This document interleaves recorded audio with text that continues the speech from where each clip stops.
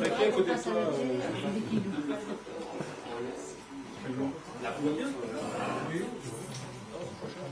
Parce que je vais voir, hein, parce que les fois, On met l'autre, lui. Ouais. Et tu descends. Ouais, qui descend. Enfin, son téléphone, je suis un téléphone chez moi. Je téléphone à partir du 14 quand il n'y a pas plus de lumière que ça. c'était un peu le. Ouais, c'est visible.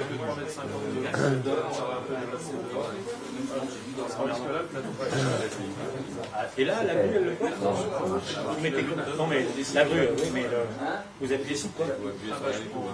Il est sur une droite. Bien approché comme ça. Ah oui, un 200. Ouais. Ah, carrément. Ah, ouais, c'est vrai, faut être prêt.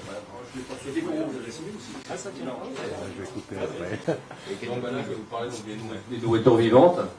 Alors, les nourritures vivantes, on peut s'en servir pour deux choses. Hein. Déjà, pour nourrir les poissons de son aquarium. Et puis surtout pour ceux qui font de l'élevage, pour nourrir les albins. Parce que pour les poissons d'aquarium, c'est vrai que maintenant, il y a plein de solutions avec le congelé, les granulés, les paillettes, tout ce qu'on veut. Pour les albins, c'est pas toujours aussi évident. Parce que les albins ne mangent pas forcément directement de la nourriture inerte. Donc, on est obligé de passer par le stade d'élevage de petites bestioles. Alors le classique évidemment c'est de faire éclore des œufs d'Artémia, ça c'est plus classique. Manque de chance, certains albins sont trop petits et ne mangent pas directement de petits Artémia, donc il faut trouver autre chose. Et on verra qu'au niveau de l'élevage des albins, il faut tenir compte aussi de la composition des aliments. Certains aliments sont assez délicats et si on donne toujours la même nourriture, on a des déformations, des choses comme ça. Donc c'est non seulement il faut arriver à élever des bestioles, mais leur donner une valeur nutritive correcte pour les albins. Comme ça, ouais.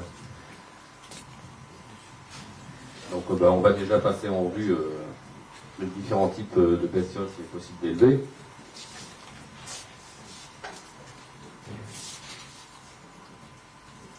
Alors en gros, pour les on va partir du plus petit au plus grand. Bon, le plus petit c'est les infusoires. Hein. Donc classiquement ce sont les paramécies qu'on élève. Ensuite un peu plus gros les rotifères.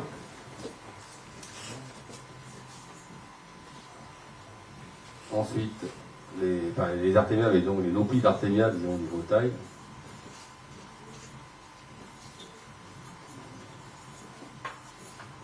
D'une taille équivalente, il y a aussi des copépodes. Et ce qu'on appelle les cladocères, enfin on va dire en gros les daphnies. Sachant que maintenant, grâce à nos amis allemands surtout, on arrive à avoir des variétés de daphnies très petites, c'est ce qu'on appelle des moïnas. Donc une daphnie, ça fait entre 2 et 6 mm pour la magna la plus grosse. Hein. La moïna, on a autour de 1 mm, 1 mm à 1 mm et demi, disons, de l'ordre du millimètre. Et il y a deux variétés. La macropoma, c'est la moïna japonaise. Et surtout, ce qui est intéressant pour ceux qui font de l'eau de mer, la salina, et ça, c'est pas vraiment distribué en France, mais c'est une sorte de mini daphnie d'eau de mer. Et il se trouve que les daphnies s'élèvent quand même plus facilement que les artémias. Donc, et on verra après quand on va voir les techniques d'élevage, que comme c'est une bestiole très petite, si on fait justement un lyophilisé, même si la moïna passe à travers le filtre, elle ne va pas être abîmée. Donc on peut arriver comme ça à avoir a priori des grosses densités, alors qu'un artémia c'est une forme un peu tarabiscotée. Si ça passe dans le pont quand même, au stade nopli ça va, mais à un stade plus grand c'est quand même plus délicat. Donc il faut d'autres astuces. Voilà. Donc ça c'est bon, c'est des bestioles disons qui nagent. Bon après bon, mais ça c'est accessoire, parce que après, plus la bestiole est grosse, plus finalement ça devient compliqué de l'élever en grosse densité, où le cycle est plus long, donc le cycle biologique est plus long. L'intérêt des animaux de ce type-là, c'est que plus il est petit, plus le cycle est court. C'est-à-dire qu'un infusoire, il peut se diviser tous les 2-3 jours, vous voyez. Un rotifère, c'est pareil, à peu près 3 jours pour le temps de doublement. L'artémia, déjà, c'est plus gros, ça met 15 jours, 3 semaines à être adulte, et à ce moment-là, l'artémia commence à pondre des noplis. Les copépodes, c'est pareil, c'est de l'ordre de 2-3 semaines. Les daphnies, bon, dans des bonnes conditions, les moïnas, ça peut être une semaine le temps c'est un peu plus court. Mais tout ça, ça reste de l'ordre de quelques semaines. Mais si on prend ce qu'on appelle les amphipodes, c'est-à-dire les gamards, les gamards, bon, pour ceux qui ne savent pas ce que c'est les espèces de crustacés qui sont toujours un peu arrondis comme ça. Là. Il y a les pattes là. Ça se balade, pas très doué en dessin, je suis désolé.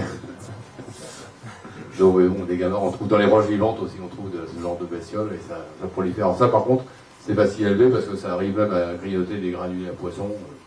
Et puis la femelle pond les œufs sous le ventre, donc ça donne sa patte stade larvaire en fait. Hein. Ce qui est compliqué, c'est élever les stades larvaires. Bon, alors là, on a vu les bestioles plutôt aquatiques. Alors maintenant, on peut élever pour les animaux aquatiques des animaux d'eau douce. Alors, le plus classique, ce sont ce qu'on appelle les nématodes, les vers ronds. Donc le fameux micro-ver. Hein. Alors ça, c'est... normalement, il fait de 1 à 3 mm. Alors la bestiole que j'utilise pour élever les coraux, c'est aussi un micro-ver, mais j'ai fait aux États-Unis. Donc ils appellent ça... j'ai pas trouvé le nom scientifique, hein, mais eux ils appellent ça sous le nom de banana worm en fait. Voilà. Celui-là, il fait 1,5 mm adulte au lieu de 3 mm, bon c'était ça qui est intéressant pour des larves très petites. Ensuite il y a carrément des vers annelés, donc la famille du lombric en fait, c'est ce qu'on appelle les vers grindales, qui sont relativement petits. Et les angithrés qui sont un peu plus gros.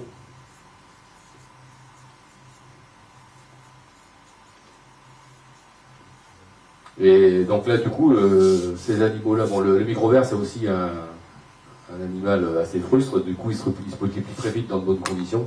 Ah oui, j'oubliais aussi l'anguillule du vinaigre, hein, quoi. Ça c'est intéressant aussi à élever.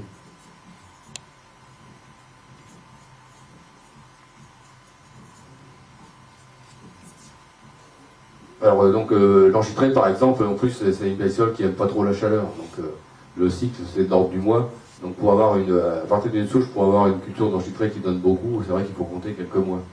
Donc des fois ça décourage les meilleures volontés. Les granales c'est un peu plus rapide, mais comme ce sont des animaux plus évolués, ce sont des animaux aussi plus sensibles aux pollutions. C'est-à-dire que la culture a vite fait de virer par montée d'ammoniac, où ça sent très mauvais très vite. Et en plus ça a un inconvénient, c'est que en été, les cultures de granales d'angithré, ça attire vraiment les mouches de terreau, les choses comme ça. Et donc on est vite contaminé ou par des colamboles, par les... Donc c'est ça le côté délicat de l'élevage de ces bêtes-là en fait. Alors que tous les animaux plus simples, le danger c'est d'avoir une pollution brutale qui tue toute ta culture, mais ça pousse tellement vite que finalement c'est presque plus simple d'élever ce genre de bestioles que des animaux plus complexes. Hein. Alors ça reste, enfin c'est pas aquatique mais dans les milieux humides. Après la dernière chose qui peut être intéressante à élever c'est les drosophiles, c'est les mouches en fait. Drosophile, moi j'avais élevé ça pour faire de la production de tétra, parce que c'est intéressant au niveau composition mais là pour les parents, pour conditionner les parents. Mais bon, c'est vrai que maintenant on peut s'en passer. Mais bon, dans la théorie, c'est une nourriture naturelle pour ce genre de bestioles, hein. Pour des poissons de surface, c'est pas si compliqué à élever. Hein. C'est pareil, c'est un cycle de 15 jours, 3 semaines. Voilà. Alors on va attaquer... Donc, bon, si je suppose que toutes ces bestioles-là, vous connaissez plus ou moins. Hein, donc, on va peut-être se concentrer sur l'élevage de ces deux bêtes.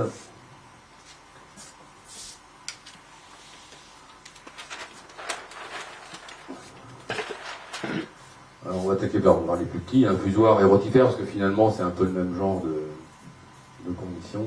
C'est-à-dire que ce sont des animaux tellement petits que c'est vrai que c'est difficile de faire une filtration. Donc les méthodes de culture sont un peu particulières.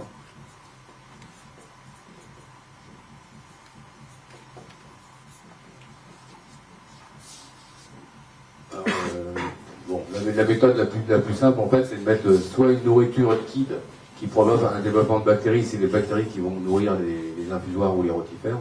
Parce que les rotifères, ça se nourrit pas forcément, comme on croit, de phytoplancton. Ça se nourrit de phytoplancton, mais pas forcément. Il y a des étangs qui sont très riches, justement, en carbone organique. Et donc, ils sont jamais verts, l'eau est claire. Et la production primaire, en fait, c'est pas le phytoplancton, ce sont les bactéries. Et ils sont pourris de rotifères également. Donc moi j'ai un ami par exemple pour les infusoires c'est connu, par exemple, on peut mettre une goutte de lait hein, dans un litre d'eau, tant que c'est pas clarifié, la production bactérienne à partir de cette goutte de lait nourrit les infusoires.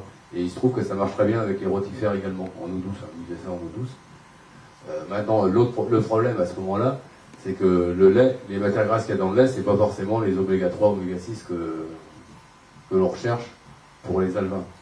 Donc, c'est pas très grave si on utilise des rotifères pour démarrer, par exemple, les alevins pendant 2-3 jours, le temps qu'ils atteignent une taille suffisante pour nourrir des artémias. Donc, c'est vrai que dans ce cas-là, l'important, c'est que l'alevin prenne de la nourriture pour le côté énergétique. Il a un peu de réserve de vitamines, tout ça pour quelques jours. Si on prend le relais 3-4 jours après avec un artémia, une nucléo d'artémia qui est très riche, bon, c'est pas dramatique. Et si on doit élever la bestiole pendant 15 jours, 3 semaines au rotifère, souvent là, ça marche pas. C'est pour ça que les gens qui élèvent, par exemple, des poissons en eau de mer délicats comme les centropiges, ils arrivent malgré tout à avoir donc des pontes, ça d'accord, mais en général, au bout de 15 jours, 3 semaines, l'alevin meurt. Ça, c'est pas normal. Normalement, quand on a réussi à démarrer un alevin, c'est ça le plus compliqué.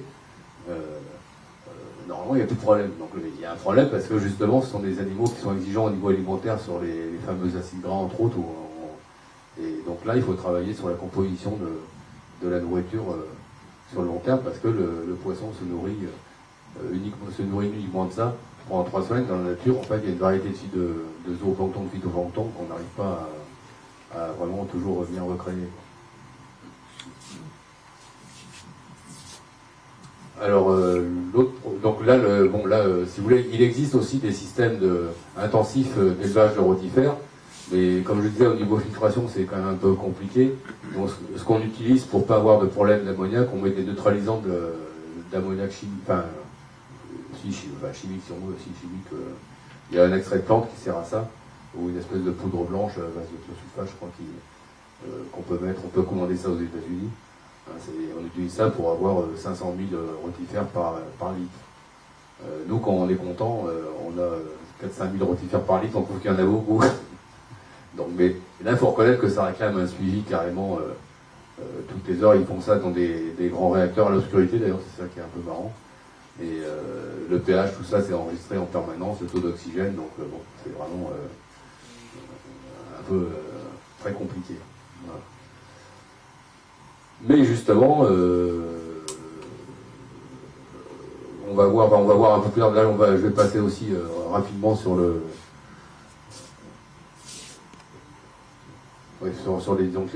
tout ce qui est petits animaux filtreurs en fait. Hein.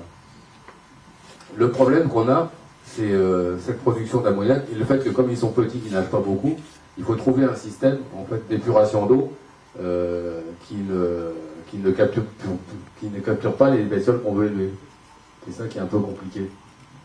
C'est pour ça que le système de lyophilisé, ça marche pas trop mal, mais pour un petit volume, bon, je vous ai déjà parlé des réacteurs à bactéries, donc on va pas revenir là-dessus. Hein. L'idée, c'est d'avoir un courant d'eau qui soit relativement doux. Donc je cherche mon truc là. Donc pour faire un réacteur à bactéries, en fait, pas cher, c'est pas compliqué, même avec une bouteille de coca. Vous voyez, là j'ai pris une boîte, le couvercle j'ai mis à l'envers. Il suffit de le percer, d'envoyer de l'eau par ici, avec les billes de verre ici, vous fusilisez. Donc c'est pas plus simple de faire un réacteur à lyophilisé. Et plus le récipient est petit, plus évidemment il faut une pompe petite. Et ça nous arrange, puisque on va pas faire une culture de rotifère dans 2000 litres, a priori.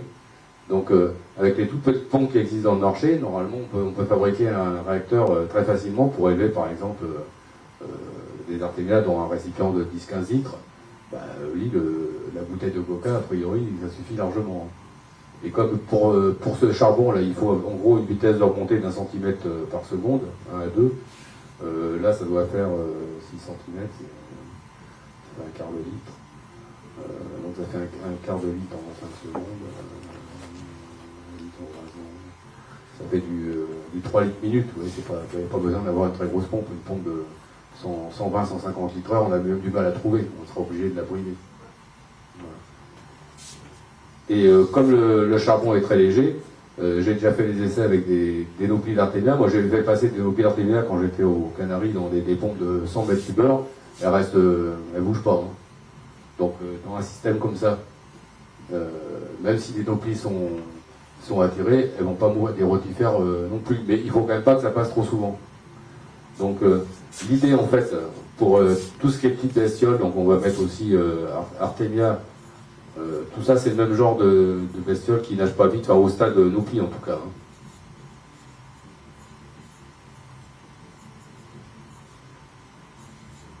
Bon, les copépodes, c'est un peu la même chose. Alors les copépodes, il y a une chose un peu différente. Et il y a deux styles de copépodes. Il y a ceux qui vivent sur un support. Bon, je vais pas mon téléphone, je suis désolé. Alors le problème qu'on a avec les copépodes, même en aquaculture, c'est que très peu les planctoniques sont plus délicats à élever finalement. Donc on élève ce qu'on appelle les copépodes arpartigoïques qui vivent dans les sédiments. C'est pour ça qu'on fait des refuges. Qu'on fait un refuge avec du gros gravier, c'est aussi pour avoir des cachettes pour ce genre de bestioles. Mais du coup, on a besoin d'une grande surface, et dans un volume d'eau donné, on ne peut pas avoir 10 000 bestioles par litre, c'est pas possible. Donc c'est un peu le problème. C'est pour ça que même en aquaculture, le copépode c'est intéressant, parce que un copépode ça avance par à coup comme ça, et ça déclenche l'attaque des alevins. Donc une bestiole qui nage comme un rotifère, comme ça doucement, en fait ça stimule pas le réflexe de capture par l'alevin, c'est ça le problème. C'est pour ça que selon les bestioles, c'est quand même compliqué. Ou même un hippocampe, des fois, il préférerait aussi un truc qui avance par un coup, parce que il avance, ça stimule son intérêt, et puis au moment où il est mobilisé, clac, il a le temps d'avaler, oui. Mais un truc qui nage un peu bizarrement, il a plus de vannes. Donc des fois, c'est bête, hein, ça tient un peu de choses, le fait de réussir ou pas un élevage. Voilà. Donc, il y a plusieurs solutions, en fait, pour tous ces genres de bestioles, pour pouvoir filtrer l'eau sans les aspirer. Bon, il y a le fait d'avoir le lit fluidisé, donc on va refaire le schéma comme ça. Donc mon système avec la fameuse grille perforée, l'arrivée d'eau par ici.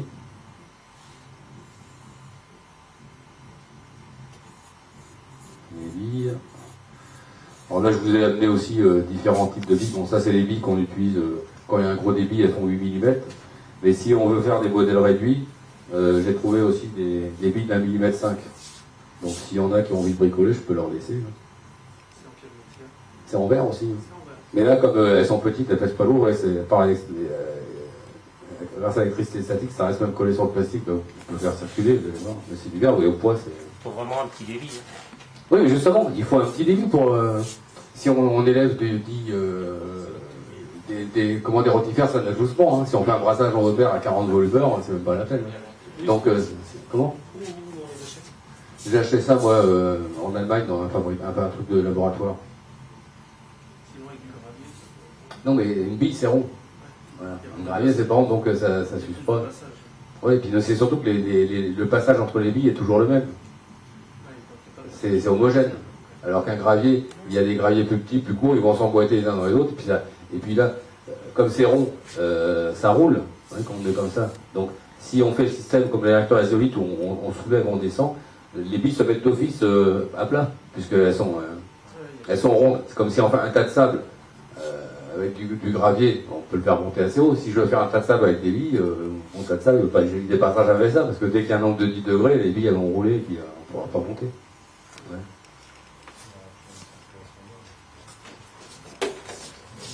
Alors donc, comme c'est un lit fluidisé, finalement, il faut quand même un débit malgré tout relativement important pour mettre en suspension, même si le charbon n'est pas très lourd. Donc, le problème qu'on peut avoir ici, c'est que la pompe, malgré tout, même dans un petit volume, si j'ai un volume qui fait, je sais pas moi, 10 fois mon filtre, il risque d'être trop important. Donc même si la bestiole peut supporter le passage dans un filtre, si ça passe trop souvent, c'est quand même gênant.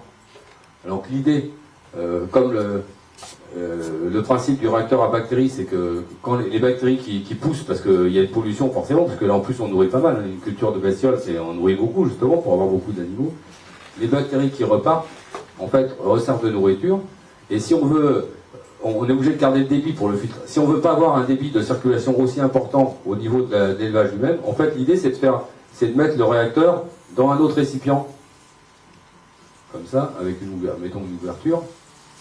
Ouais. Bon, je vais faire remonter le truc un peu plus haut de toute façon. Hop. Là il y a une ouverture. Alors, là, il faut aussi, dans ces systèmes-là, il faut aussi utiliser toutes les particularités de ces animaux. Et il se trouve que la plupart, que ce soit les infusoires, les rotifères, les artémias, même les copépodes, ils n'aiment pas déjà la lumière trop importante, mais par contre, dans l'obscurité, ils sont attirés par une faible lumière. Donc, si le récipient dans lequel il filtre est opaque, ici, par exemple, pour la communication, je fais un coude vers le bas, tout ça en matière opaque, et je garde l'ensemble à l'obscurité en mettant juste une petite veilleuse ici, enfin une LED, oui. À ce moment-là, je vais concentrer les bestioles ici. Et là, il suffit de faire une dérivation, c'est-à-dire que bon, le filtre, normalement, il est censé déborder, hein. Et parce que c'est mieux qu'il soit hors de l'eau. Quand ça déborde, ça fait une main, ça oxygène, parce que les bactéries, elles réclament beaucoup d'oxygène aussi, quand on a beaucoup de bactéries, et les animaux, plus ils sont petits, plus ils consomment de l'oxygène. Il faut savoir qu'un kilo d'artémia, ça respire jusqu'à 50-100 fois plus vite qu'un kilo de poisson, pour vivre. Ah oui. Et une bactérie, 1 kilo de bactéries, on ne sait pas ce que c'est un kilo de bactéries, parce que pour avoir un kilo de bactéries compactées, c'est ce qu'il y a dans 100 000 mètres, enfin je sais pas, c'est monstrueux. Mais c'est un métabolisme très élevé, ça peut se diviser toutes les 20 secondes. Donc en fait, ça doit respirer comme une tonne. 1 kilo de bactéries, je suis sûr que ça respire comme une tonne de poisson. C'est pour ça que quand on a un développement de bactéries trop important que l'eau est blanche, même en ayant un bulleur, de toute façon, il n'y a plus d'oxygène dans l'eau. Parce que l'oxygène n'arrivera pas à suivre la consommation des bactéries, donc on n'arrivera pas à saturation, on se retrouvera à 3 mg ou 8, et puis les poissons peuvent être asphyxiés, même avec un bulleur s'il y a vraiment un développement trop important de bactéries. En plus, il peut y avoir, bon, je vous dis, des sécrétions de toxiques par les bactéries, c'est autre chose. Donc le principe, là, c'est d'avoir en fait un bypass. Donc une partie de l'eau là déborde, mais si je fais un trou plus bas ici, là, avec un tuyau qui arrive là, et avec une petite vanne, voilà. Là, comme évidemment c'est en dessous, si j'ouvre la vanne en grand, toute l'eau peut, à la limite peut passer là. Si je ferme la vanne, au fur et à mesure, le débit va diminuer ici. Donc comme le débit de la pompe est toujours le même, ben, ça va finir par déborder. Donc en réglant cette vanne-là, en fait, je peux régler, parce que l'eau qui part ici, il faut bien qu'elle revienne. Donc forcément, ça va créer une aspiration. Donc le débit d'aspiration ici sera le même que le débit de sortie d'ici, ça c'est forcé. Rien ne se perd, rien ne se crée. Donc comme ça, on peut régler le débit en fait de filtration du bac. Et là, du coup, on n'a pas besoin, même si on a besoin d'un très fort débit pour mettre en fluidification le support, on peut, si on veut, faire un goutte à goutte, si on veut, au niveau de la culture elle-même. Alors les bestioles, là, les artémias, ben voilà, on les met là. Et comme ils sont attirés par la lumière, les nauplies, de toute façon, elles ne sont jamais aspirées par le filtre. Et pour les adultes, bah là du coup c'est possible de faire une crépine avec tout assez grande d'1 millimètre pour être sûr que les adultes ne soient pas aspirés. Et comme de toute façon il n'y aura pas un débit très fort, ils ne vont pas être scotchés si vous voulez. Et, alors, après il faut aussi contrôler, dans ce système-là, comme là il y a un faible apport d'eau neuve, il faut il faut contrôler avec les paramètres. Bon, l'idéal serait de pouvoir mesurer le taux d'oxygène. C'est-à-dire que si ça devient trop faible en oxygène, les bactéries vont être contrariées de aérobie, donc c'est pas bon non plus. Donc, ou même avec le pH, comme le pH dépend du taux de gaz carbonique, si on a une sonde pH, on verra une différence de pH ici et là, ça veut dire que là ça commence à être trop acide, probablement que ça manque d'oxygène, donc on peut faire ça aussi un peu au jugé. Et du coup, avec ce système-là, on pourrait utiliser ça d'ailleurs,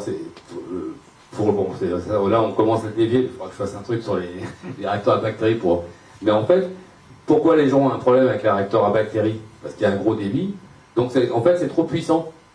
Donc souvent, comme ils veulent mettre un réacteur à bactéries, déjà leur bac est pas si pourri que ça, et en plus, ils vont mettre un écumeur super performant, genre Bubble King, machin, et donc en fait, ils ont rapidement une eau qui est trop propre. Donc dans ce cas-là, si on veut assurer le coup en ayant le meilleur matériel partout, il faut quand même malgré tout le dimensionner. On ne peut pas faire marcher trop pur, c'est pas bon. C'est comme trop pollué, c'est pas bon non plus. Donc, comme on le sait, il n'y a pas de norme non plus, il n'y a pas un appareil qui dit, bah là, stop, c'est trop, mon pote, voilà, donc on est obligé de faire un peu au jugé. Et à ce moment-là, on fait un système comme ça, et que ce soit le réacteur à bactéries pour l'eau de mer ou pour un élevage, c'est le même principe, puisqu'on produit des bactéries avec la pollution générée par les bestioles. Sauf que là, c'est intéressant d'avoir un truc très performant, parce que en élevage, on va avoir des densités monstrueuses, donc par rapport au volume d'eau, dans 100 litres d'élevage d'artémia, on va mettre autant de nourriture que dans 1000 litres d'aquarium d'eau de mer, hein, finalement, au bout du compte. Si on veut produire, ça n'a rien à voir. Donc là, on a intérêt à avoir de la performance. Mais, avec ce système-là, on a un système de régulation. qui n'est pas non plus miraculeux. C'est-à-dire que si je mets trop, par exemple, s'il y a trop de pollution ici, ou si je mettais une source de carbone pour doper mes grilles, même avec le débit de renouvellement, apporterait peut-être pas assez de nutriments pour consommer donc, toute la nourriture que j'aurais ajoutée. Donc il faut quand même pas faire n'importe quoi. Mais c'est quand même beaucoup plus facile à utiliser.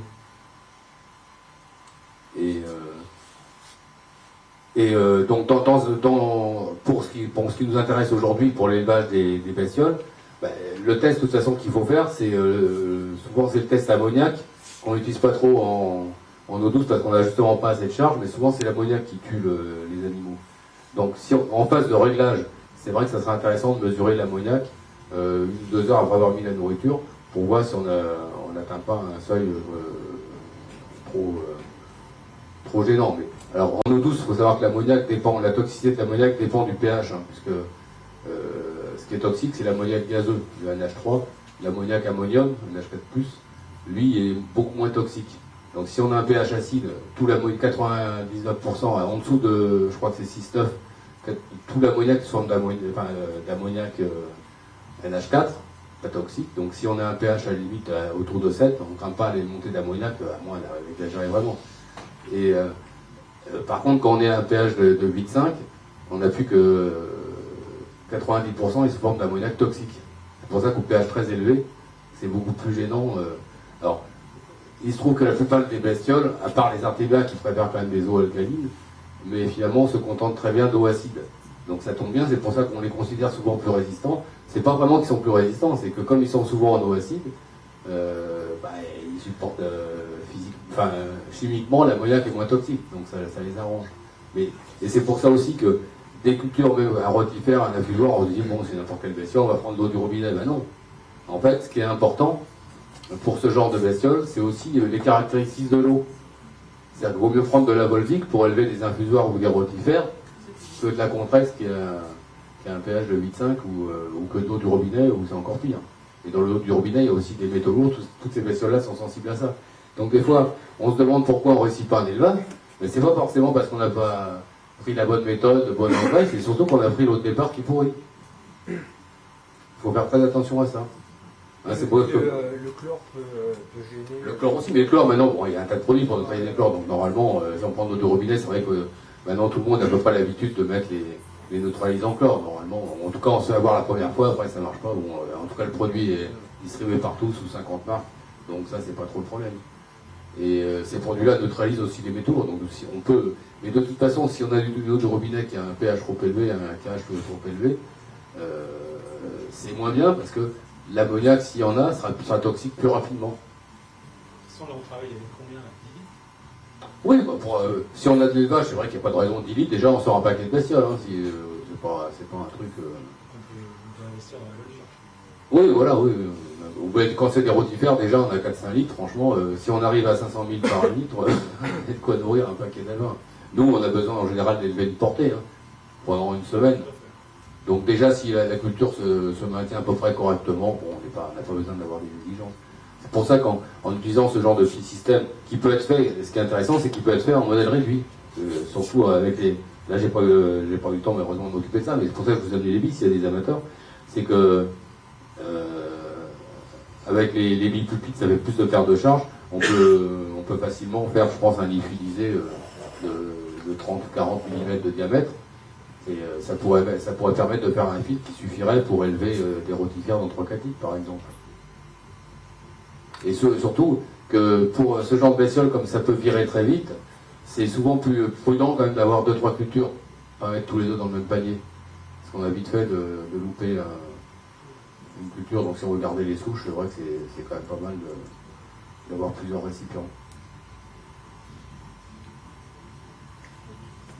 Et donc l'autre intérêt d'un système comme ça, c'est que du coup, si l'eau, malgré des grosses densités, on n'a pas d'ammoniac, de nitrite, de tout ce qu'on veut, et on peut mettre des détritivores, on peut mettre des escargots là, dans le truc là pour manger des restes de nourriture. Parce que qu'est-ce qui pollue dans un élevage d'un animal nageant, en fait, un planctonique? C'est la nourriture qui tombe sur le fond. C'est sûr que l'animal ne la récupérera plus jamais. Donc ça pourrit, ça développe des champignons, des bactéries, des saletés. Donc tout ça, il faut que ce soit utilisé par quelque chose. Et on ne peut pas mettre de détritivores parce que les détritivores, enfin les escargots, Bon, les planaires, ça pourrait servir de défritivore aussi, d'ailleurs, dans certains cas. Mais ils sont plus sensibles, de toute façon, à l'ammoniac que le rotifère. Donc, ils mourront, ils n'arriveront pas à se développer. Donc, l'intérêt de filtrer, c'est ça. Oui, ben là, dans ce cas-là, on peut mettre... C'est vrai que le ménanoïde, c'est une bestiole. Moi, en eau douce, j'en mettais tout le temps, hein, parce que pour ça enterre les excréments dans le sable, ça aère le sable. Bon, après, c'est vrai que quand c'est envahissant, c'est un peu galère, parce qu'on en voit la sortie de partout. Mais bon, c'est tellement facile à enlever. Hein. On met une pelle à comprimer, 2 heures après, il y en a un gros paquet dessus. Bon, on peut maîtriser facilement la population, c'est pas non plus... Mais c'est une bestiole qui est vachement utile. Donc on pourrait faire effectivement un fond de gravier dans ce cas-là, si le lot est suffisamment oxygéné, pas trop épais, parce que quand même pour protéger ce truc-là, et avoir des ménanoïdes. En plus, les ménanoïdes, ils ont un gros intérêt, c'est que ça supporte aussi l'eau légèrement salée, même si d'eau douce. Hein. Donc si on veut faire des rotifères, les rotifères qu'on utilise en eau de mer, en fait, ils vivent à partir de 5 grammes par litre, de 5%. Jusqu'à 35, et l'idéal c'est même la moitié d'eau de mer en salinité. Donc beaucoup de gens, si on élève les rotifères, même celui d'eau, il y a des rotifères d'eau douce, hein, c'est plus difficile à se procurer, mais ça, c'est faisable, on trouve sur internet. Hein. Le rotifère classique qu'on utilise en eau de mer, en fait si on l'élève à 5 grammes par litre, on peut l'utiliser aussi en eau douce en fait. Hein. Parce qu'il va supporter, si on le met dans l'eau douce, même une fois amusé, entre 5 grammes et puis il y a toujours 1 ou 2 grammes de minéraux dans l'eau douce de toute façon, et il va survivre en tout cas 24-48 heures, le temps d'être mangé en tout cas, sans problème. Si on met les ortéliens, les ménanoïdes vont tenir? Les ménanoïdes ils tiennent uniquement si les paramètres restent suffisamment bons pour pas les intoxiquer. Donc si on contrôle régulièrement ces paramètres, on s'arrange pour quand même pas trop nourrir, et qu'on a un taux d'oxygène suffisant, il n'y a aucune raison que les ménanoïdes ne tiennent pas. Mais pratiquement, si on fait une culture d'artémia sans filtre, on n'a aucune chance. Parce qu'on aura toujours trop de nitrite d'ammoniac. Alors que l'artémia le supportera, mais même l'artémia ne supporte pas tant d'ammoniac que ça, parce qu'on a vite fait de louper une culture d'artémia. Hein. On a la main lourde une fois, le lendemain tout est mort. Hein. C'est les rotifères les plus résistants. Et les rotifères peuvent résister jusqu'à 2 mg d'oxygène, c'est très peu. Hein. Normalement, il y a 8-9 mg. Mais à 1 mg, même les rotifères, ils abandonnent. Hein. Mais un artémia, c'est vrai que quand ça a des gros besoins de respiration, en dessous de 3-4 mg, mais artémia, on le voit d'ailleurs, parce que les adultes, quand vous manquez d'oxygène, ils sont tous ils remontent tous à la surface normalement, hein, on le voit. Mais là, il faut réagir vite parce qu'il est plus que temps de...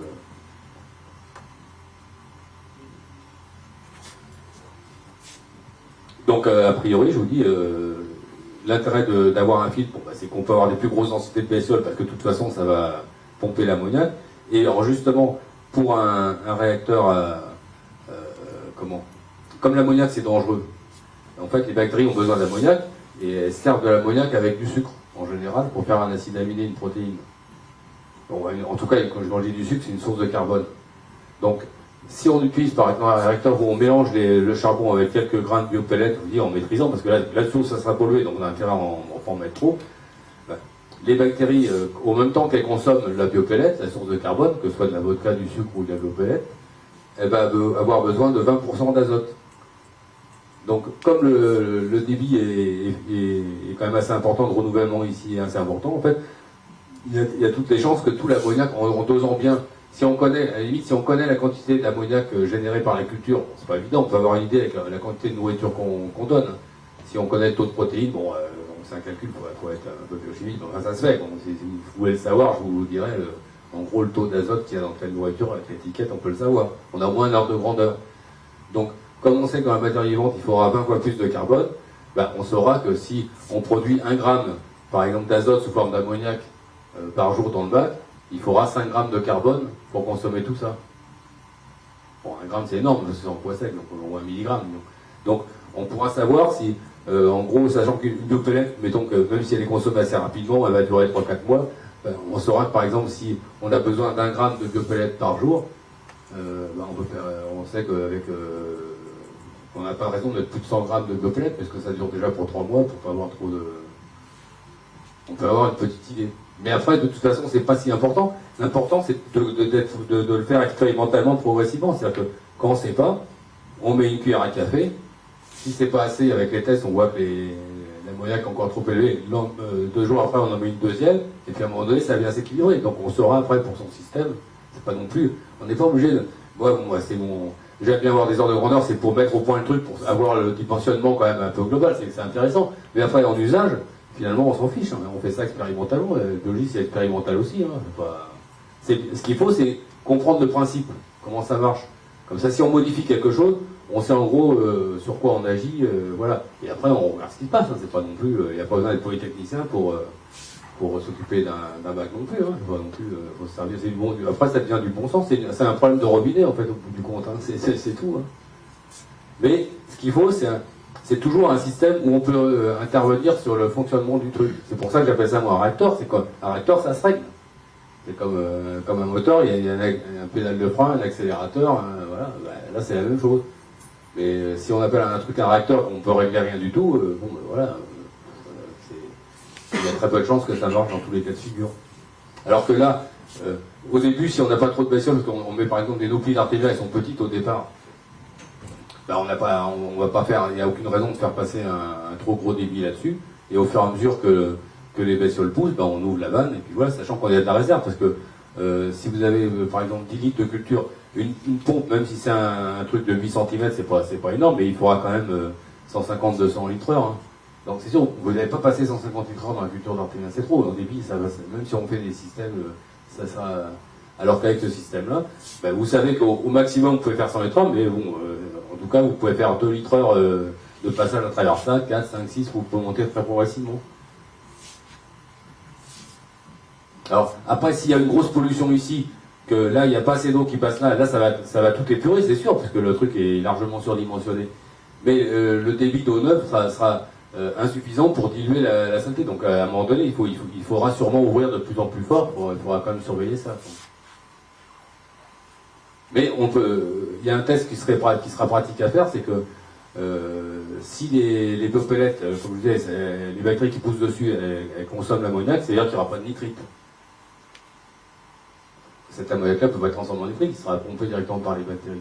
Donc avec un test nitrite, en testant les nitrites, parce que le test nitrite finalement c'est quand même assez sensible. Hein. La couleur rose, on voit bien la variation, même si on ne connaît pas le chiffre. On regarde, en tout cas si on mesure, on fait le test de cette eau-là, de cette eau-là, s'il y a une différence de couleur, on verra vite si c'est plus ou moins rose. C'est ça qui est intéressant, c'est de voir s'il y a une différence en fait. Lui, il n'y a pas besoin de faire de trucs compliqués. Il faut savoir si on est en fait sur la bonne pente ou sur la mauvaise. Donc ce qui est intéressant, c'est les variations de l'évolution. Si on est dans le bon sens, après le mesurer, si c'est 20% dans le bon sens, 30%, on s'en fiche, on est dans la bonne pente, c'est ça qui compte. Donc des fois, il ne faut pas pouvoir se fixer à absolument une valeur, comme les gens ils sont obsédés, ils veulent absolument leur 0,0 en phosphate. Bon, c'est bien si on peut l'avoir, mais 0,0 dans certains cas, ça peut être mauvais si ça veut dire que le bac est trop pauvre aussi, vous voyez, pour un bac principal. Ben là, c'est pareil. Par contre, là, comme vous aurez probablement un gros développement de bactéries, vous aurez peut-être aussi un test à faire en prenant de l'eau dans un récipient assez profond. Les bactéries, ça trouble quand même l'eau. Donc rien qu'avec la couleur de l'eau, on saura s'il y a beaucoup de bactéries. Hein. Même si on s'en verre de comptage, s'il y a un boom de bactéries là et que l'eau reste claire là, ça veut dire que les bactéries qui arrivent ici sont consommées, donc elles sont consommées plus vite qu'elles ressortent du réacteur, ben c'est parfait. Mais encore je l'insiste là-dessus, l'idée c'est toujours avoir un truc qu'on peut régler. C'est pour ça que la plupart des méthodes en aquafluide, il y a des bonnes idées. Les biopellets, franchement, c'est une bonne idée, parce que quelqu'un qui n'a pas un bac, une pompe doseuse, c'est vrai que bon, sur le principe, c'est séduisant. Mais c'est pas miraculeux. Et leur tort, c'est de faire croire que dans toutes les conditions, on met leurs 50 grammes à 200 grammes pour 100 litres, mais on ne sait pas dans quelles conditions ils disent de mettre ça comme ça. Bon, mais pourquoi? En fait, ils ne veulent jamais expliquer, les fabricants. Alors, donc, expliquer dans le détail, c'est sûr que si on n'est pas chimiste, machin, on ne peut pas savoir dans le détail, si on n'a pas fait chimie, on n'a pas fait chimie, on ne va pas se prendre la tête non plus. Mais on peut quand même comprendre le principe, c'est ça qui est important, en fait. Hein.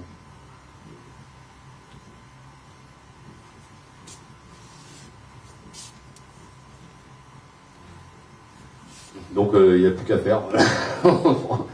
S'il y a des bricoleurs de génie dans le club, je ne sais pas.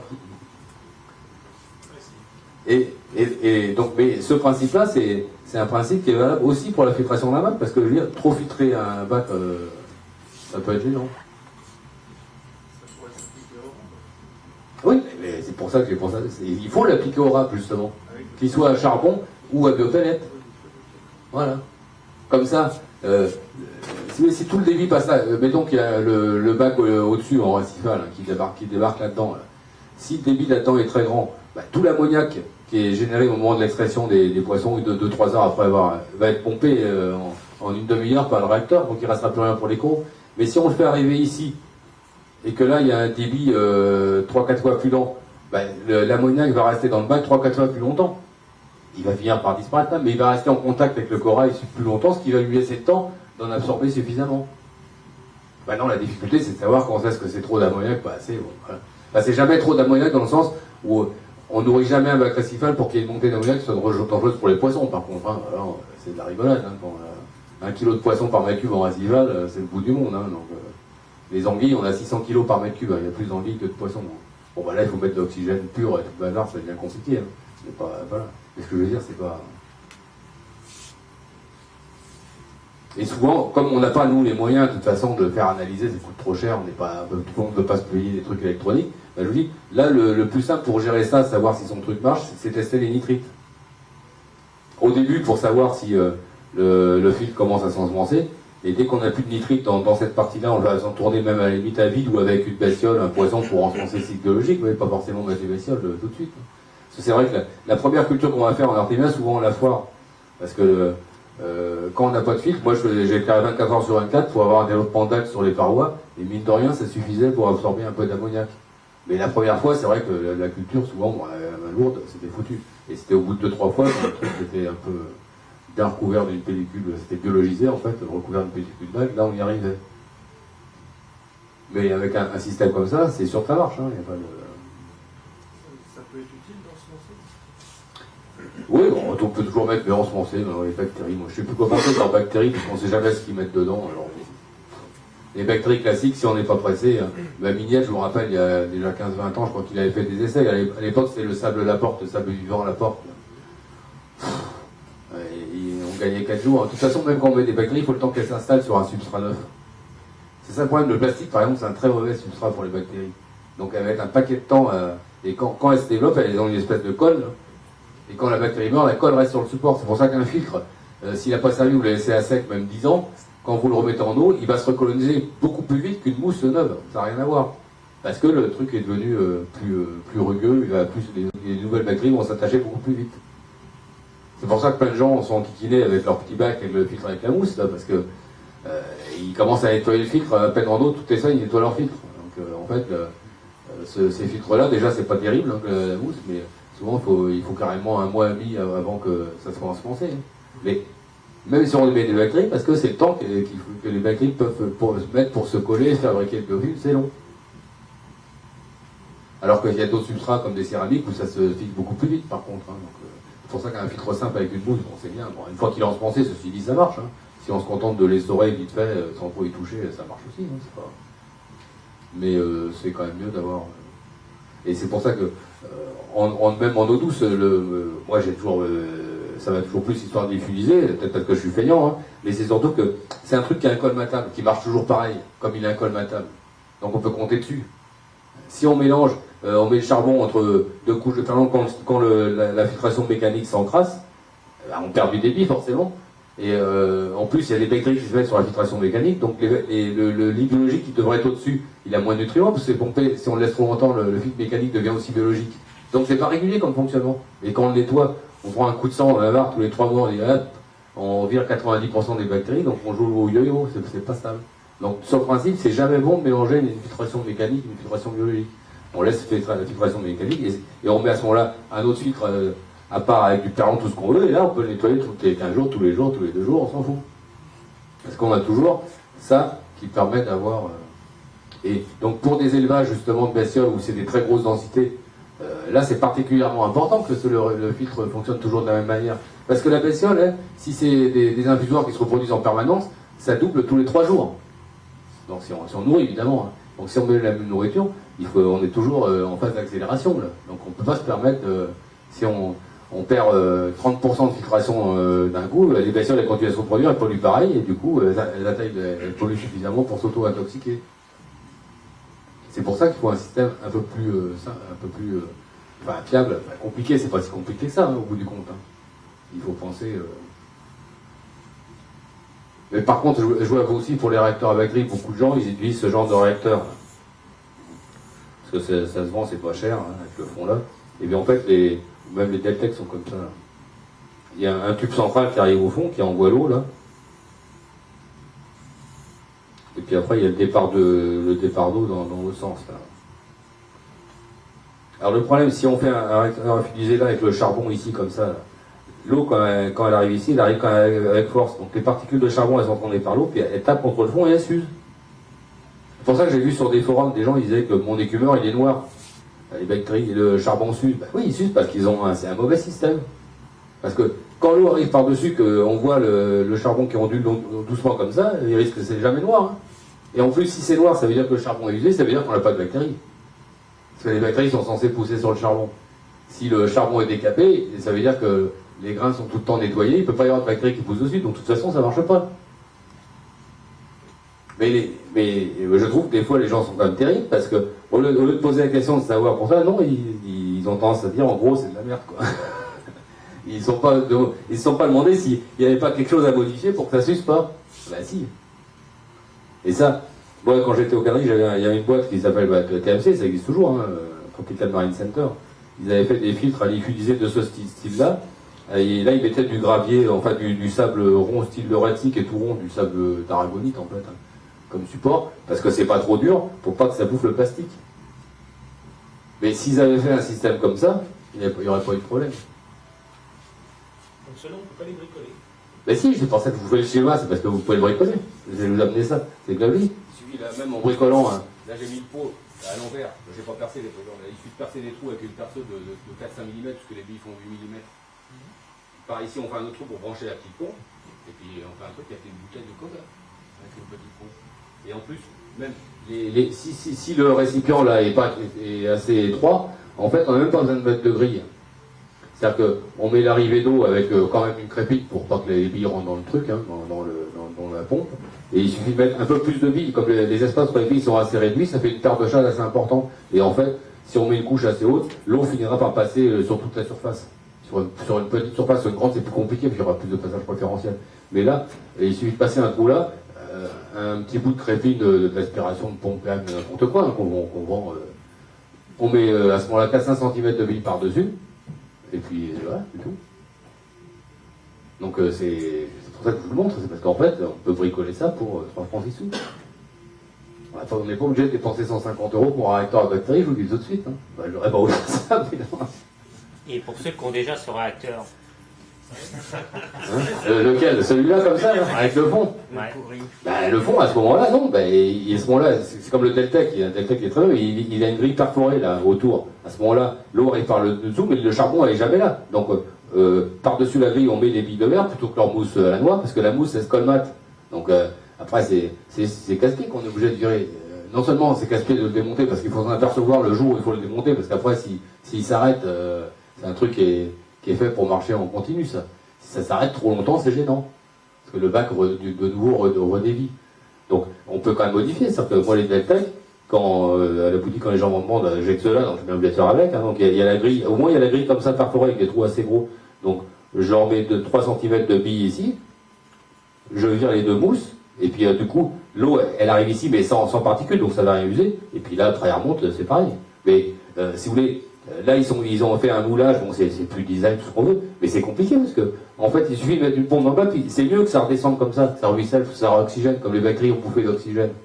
Donc là, c'est peut-être plus joli, plus machin, plus tout ce qu'on veut. L'avantage, par contre, c'est qu'on peut le mettre en externe, comme il y a un truc étanche. Là, on est obligé de le mettre dans une décante, si ça redéborde.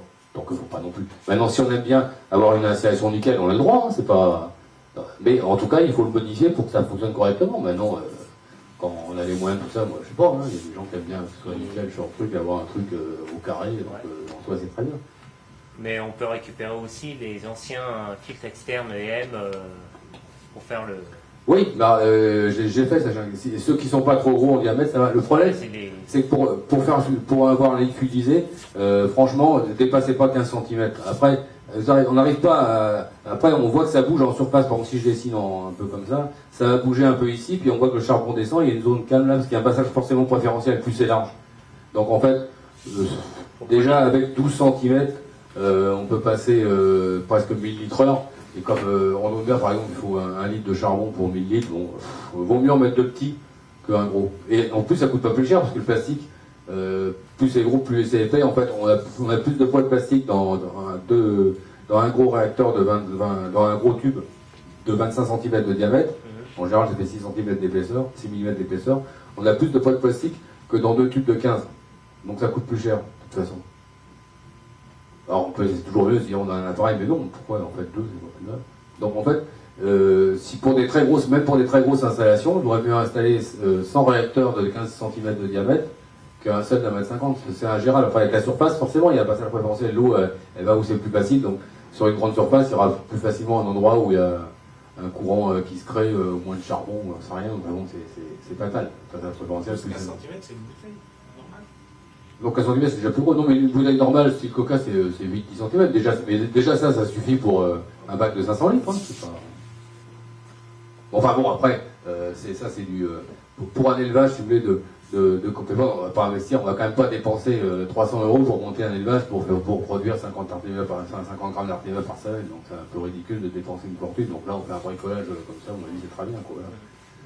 Bon, pour un bac, ou peut-être soit plus stable, mais un morceau de tube de 8 cm, ça coûte. Le machin, il en a fait, non, il a payé 12 ou 15, je sais plus comment il a payé ça, mais c'est un truc, ça fait une mesure facile, là. Non, c'est pas, je comprends, ça c'est le. Non, c'est. Comment s'appelle cette boîte? C'est du plastique sur mesure, voilà. Et ils vendent des bouts de plastique, c'est Plastique Sélection d'ailleurs, c'est une boîte qui est juste à côté, donc c'est la même boîte. Et ils vendent des tubes de 50 cm de longueur, et c'est vrai que jusqu'à 8-10 cm, c'est raisonnable. Bon, ça va être entre 15 et 25 € le mètre. Bon, c'est pas... Et là, donc, si on a ce morceau de tube-là, je crois qu'ils font du PVC d'ailleurs, comme ça, où on colle. À partir du moment où on a le tube, là, de toute façon, là il suffit de découper une plaque, même carrée, et qu'on colle, tac, et c'est. 150, il ferait la Avec même chose. PVC de 150. Oui, mais on n'a même pas besoin que ça soit transparent, plus. Non, plus 150. Ah oui, mais en plus, oui, effectivement. Là, j'ai transparent parce qu'on aime bien voir comment ça circule, mais en fait, si on regarde par-dessus, on voit bien si ça circule, on voit tout ça onduler, donc on n'est même pas obligé. Hein. Alors si on s'en fout que ce soit opaque, on prend du tube d'évacuation, ça va coûter 3 €. Hein. Voilà. Ou par exemple pour des bacs de cyclidés où la décante on peut accéder dessus, il y a de la place, bah, franchement ça sert à rien de regarder sur le côté. Si on met dans la décante, de toute façon sur le côté, on va pas voir grand chose. Donc là c'est pas la peine de s'embêter, on prend du PVC d'évacuation, on n'en parle plus. Hein.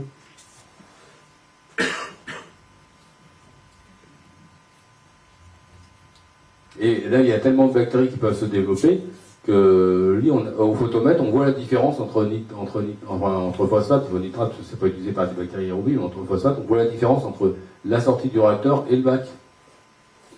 Parce que les bactéries sont sur une tellement grande surface, il y en a tellement, que même en 20 secondes de temps de passage dans le filtre, elles arrivent à enlever jusqu'à 0 quelque chose en phosphate, donc on le voit. Moi j'ai vu jusqu'à 0,05 s'il n'y en a pas beaucoup. Mais quand il y a 2 mg de phosphate, il peut y avoir jusqu'à 0,15 de moins en sortie de réacteur en 20 secondes. Hein. C'est pour ça que les bactéries, quand elles se développent, c'est pour ça que quand on met trop de biopellettes, s'il y a tout ce qu'il faut à côté de en plus de la source de carbone qui est la biopellette, donc là il y a tout ce qu'il faut, parce qu'on en a mis 1 kg, donc c'est sûr qu'il y a assez. Si en plus on a plein de nitrate phosphate, et qu'en plus on balance des oligoéléments, parce que ça aussi, hein, le facteur limitant, moi je connais beaucoup de gens, ils sont à 0 nitrate, 0 phosphate, et puis ils continuent à mettre des tonnes d'oligoéléments. Mais les oligoéléments, ils sont absorbés en même temps que la bestiole pousse, ça dépend de la vitesse de croissance de la bestiole. Alors déjà, un accro d'1 kg, il y a un quart millimètre de tissu dessus par exemple. Donc un accro d'1 kg, s'il y a 20 grammes de tissu vivant dessus, c'est le bout du monde. Donc il pèse sur plus qu'un actinodiscus. Et un sarcophyton d'1 kg, il est pur comme 1 kg. Donc a priori, un bac de sarcophyton, de même nombre de sarcophytons que l'équivalent en accro en volume, il va filtrer 500 fois plus. Ça n'a rien à voir. Donc il faudra, comme il va fabriquer 500 fois plus de matière vivante aussi, puisqu'il va consommer 500 fois plus d'oligoéléments, de vitamines que les accros. Donc pour des bacs d'accros, on mettre des oligoéléments, bon, il faut réfléchir, parce qu'il n'y a pas besoin de... A priori, on a plutôt un problème d'avoir trop de choses que pas assez. Bon, maintenant, cibler sur... Ou après, il faut des détails. Moi, je veux bien, on me dit, il manque un peu de crocs, pourquoi pas, mais quand moi, je vous dis, je suis bachir, quoi. Tu te rappelles, il y avait 3 bidons d'ABC ça durait 3 semaines, c'était une folie, c'était 200 € d'additifs pour mettre des oligo-éléments par mois. Puis un an, on met rien. Le bac, il est nickel. Mais rien de chez rien, hein. Rien. Un peu d'iode, voilà. Et puis, si, les 150 ml de mélange acide amidéoïque pour nourrir les bactéries, mais je veux dire, en produit du commerce, bon, il a bien s'amusé encore avec un peu d'acide chlorhydrocarbure ou de potassium, des trucs comme ça, mais bon. Mais c'est fini, Donc, des fois, on se ruine pour des produits, mais bon, franchement, c'est pour ça qu'il faut toujours commencer simple. Je ne veux pas dire que les produits sont inutiles, mais en tout cas, ils ne sont pas forcément utiles à la dose préconisée. Et à propos de ça, d'ailleurs, on a essayé un truc qui s'appelle le mycosidol, c'est un truc qui marche contre les cyanos, ça, du laboratoire Colombo. Et ce qui est intéressant, c'est un produit qui revient quand même assez cher. Hein. Et en fait, lui, il y avait une boîte, il l'a mis, ça a viré ses cyanos en 3 jours en mettant 10% de la dose. Car en théorie, d'après la notice, il aurait fallu qu'il mette 10 boîtes, je sais plus, 20 gélules. Il a mis une boîte, 3 jours, plus de cyanos. Enfin, il n'y en avait pas beaucoup, puisque le bac est hyper propre, donc c'est quelques tâches sur les sédiments auxquelles on ne laissait pas un bac, parce que le bac est 0,3, 0,5, il n'est pas envahi non plus de cyanos, mais quand même, il y a toujours incrusté au même endroit. Donc même le fabricant, il embrouille, parce que pourquoi on risque de surdoser alors que c'est déjà efficace dans ces conditions-là, parce que comme il y a 0 nitrate, 0 phosphate, peut-être que dans un bac chargé en matière organique, la matière organique peut neutraliser aussi le produit, hein, j'en sais rien. Mais en tout cas, dans ces conditions à lui, il a suffi de mettre 10 fois moins que la dose préconisée pour virer les cyanos en 48 heures. Hein. C'est impressionnant. C'est pour ça qu'une dose, c'est pas... Il n'y a aucun bac qui ressemble à l'autre, on ne fait pas une dose comme ça, c'est pas évident. Ils ont dit le nom du produit? C'est du mycosidol. Pour l'eau de mer. Ouais. Bon, enfin, pour le mer, les cyanos, ça va marcher pour nous, ça, je pense. Hein. C'est pour les cyanos en général. Donc, bon, je sais pas si c'est un antibiotique ou ça, c'est les laboratoires Colombo, comme la ville du Sri Lanka. Bah là, du coup, on va en faire revenir. Mais là, je connais pas de bac où j'ai des cyanos pour l'instant. Moi, je me renseigne. Voilà, l'outil qu'on a plus non plus. On va lui donner des adresses. Et je vous le dis parce que... mais j'en connais aussi.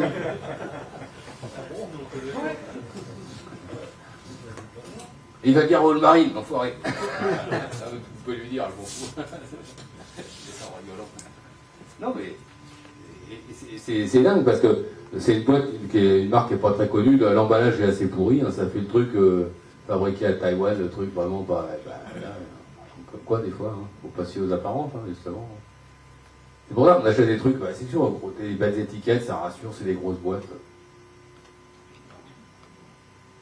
Même mon collègue, il m'a pris la tête, là, à propos de réacteur à bactéries. Il dit, pourquoi tu aurais inventé un truc, les mecs, ils ont des ingénieurs.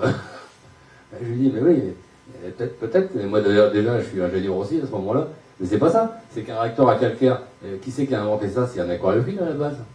C'est jamais les grosses boîtes ont inventé quelque chose de nouveau, ils prennent le train en marche. Après, par contre, ils sont pas cons. Donc ils ont des labos, ils mettent au point des produits, d'accord. Mais les dispergateurs pour les écumeurs, c'est pas une grosse boîte. Hein. C'était Gert, un Allemand avec HES qui a mis ça au point dans son garage tout seul avec sa petite tête. Hein. Et les gens, ils restent persuadés parce que c'est une grosse boîte, c'est eux qui vont inventer tout en premier. Mais non.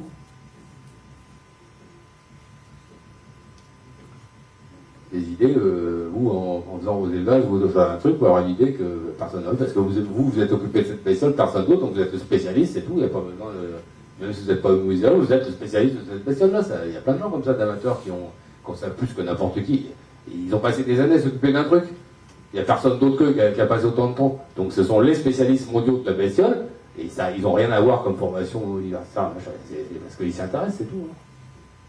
Mais les gens, des fois,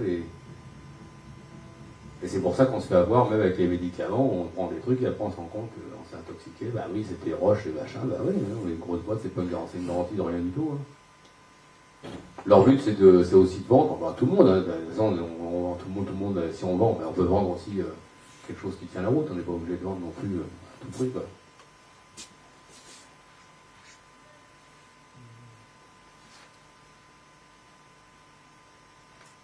Donc voilà, déjà, bon, après maintenant on peut essayer de voir aussi après, bon là je vous dis, c'est juste je sais pas, vous avez compris le principe, non, à peu près, pour le... Hein, voilà. Donc après il faut l'idée c'est d'en fabriquer un, puis si on a tout le truc réglable, bah, je vous dis, en faisant quelques analyses, on va pouvoir arriver à avoir des bons résultats. Alors, donc après, on va aborder peut-être l'élevage aussi, après, tout ce qui est vers grindal, le micro-vert et des trucs comme ça. Bon, on est pour les vers en général. Alors, le problème pour les vers en général, c'est que souvent, on intoxique les bestioles avec leur propre nourriture. Parce qu'on veut mettre trop de... On veut que ça aille trop vite, et on met par exemple pour les méthodes classiques là, avec les flocons d'avoine et puis les levures, ça marche très bien. Et souvent ça marche bien pendant entre 2 semaines, et après ça se casse la figure. Alors que là aussi il faut avoir un facteur limitant en fait, parce que si la nourriture est trop riche, elle risque de pourrir. Donc il faut utiliser ces principes que j'ai utilisés pour le micro-vert avec ma mixture orange, c'est de mettre une mixture pas trop riche en protéines. Et en fait, on l'enrichit au fur et à mesure où on a besoin des bestioles. C'est-à-dire que si vous avez votre culture de micro-vert au flocon d'avoine, vous mettez très peu de levure au début, il en faut un peu pour un peu de protéines, et tant que vous n'avez pas besoin de micro-vert, vous laissez comme ça.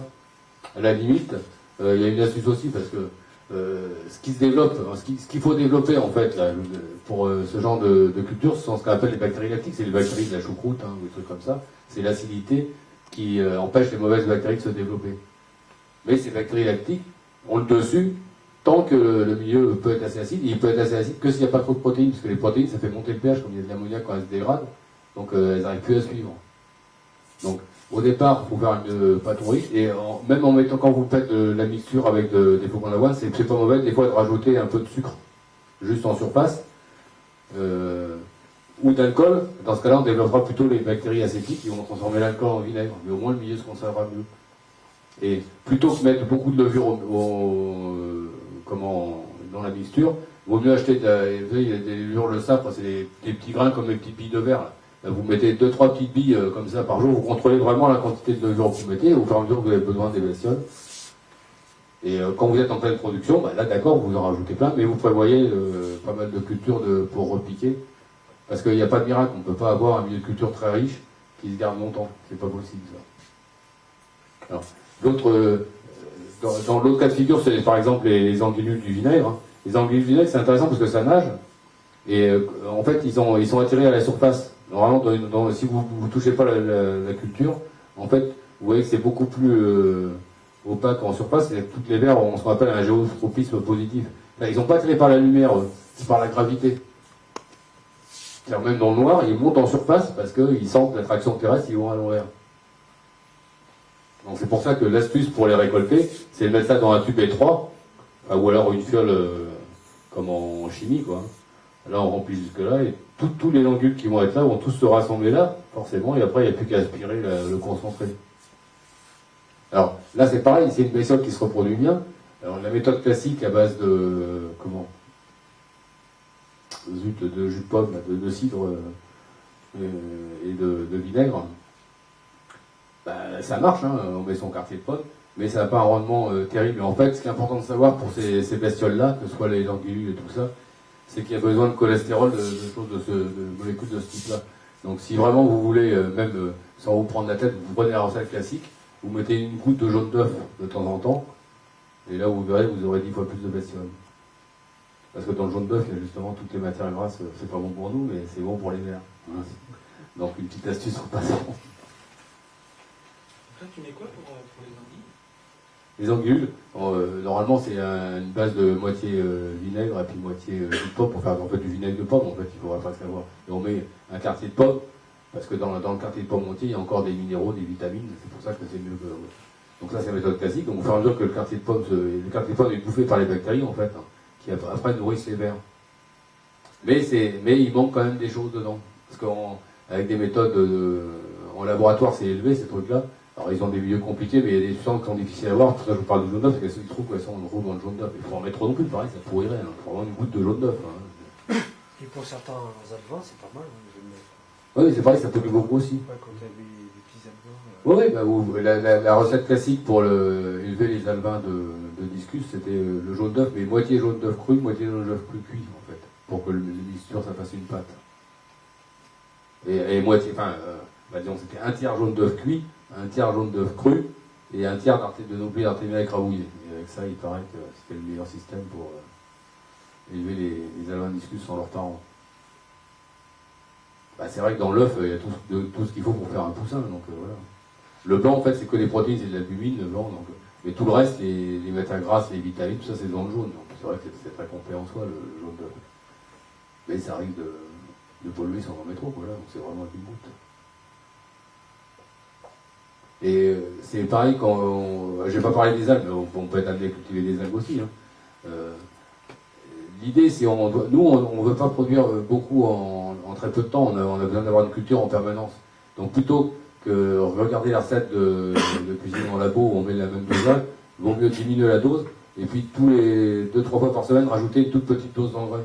Ça serait plus intéressant en fait, au fur et à mesure que la culture se développe, parce qu'on n'a pas un cycle aussi court, donc on veut que ça se maintienne. Puis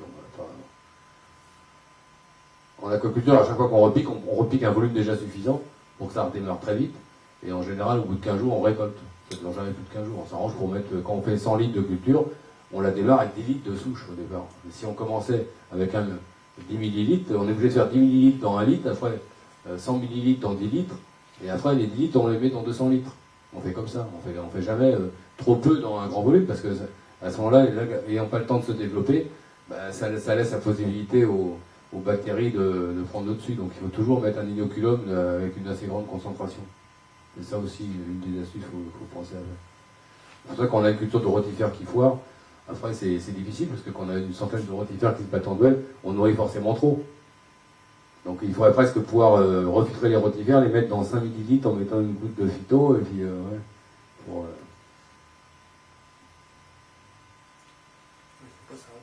Voilà. Alors par contre, bon, les micro-vers, l'avantage c'est que ça se multiplie tellement vite qu'il ne faut pas grand-chose pour faire part. Mais l'idée, c'est qu'on sent pareil, c'est de connaître le principe. Le principe, c'est que ce truc-là, que ce soit les flocons d'avoine ou ça se conserve parce que c'est acide, il faut que ça reste acide.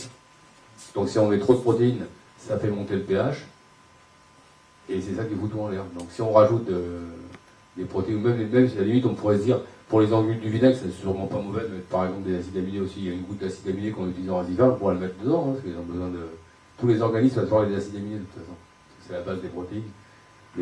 Mais comme c'est des substances dissoutes qui peuvent être utilisables par tous les organismes, de la bactérie à l'éléphant, on a tous besoin des mêmes acides aminés, bah, il vaut mieux y aller doucement. Quoi, voilà. Les anguilles, là, tu les mets dans un verre.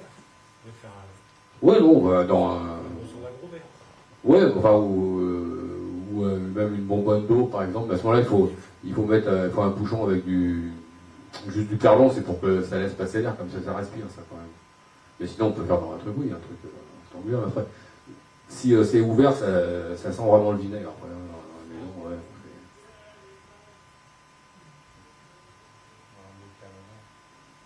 ouais, ouais, dans un bocal, voilà. Mais il faut pas qu'il soit fermé, il faut quand même qu'il soit ouvert, ça respire.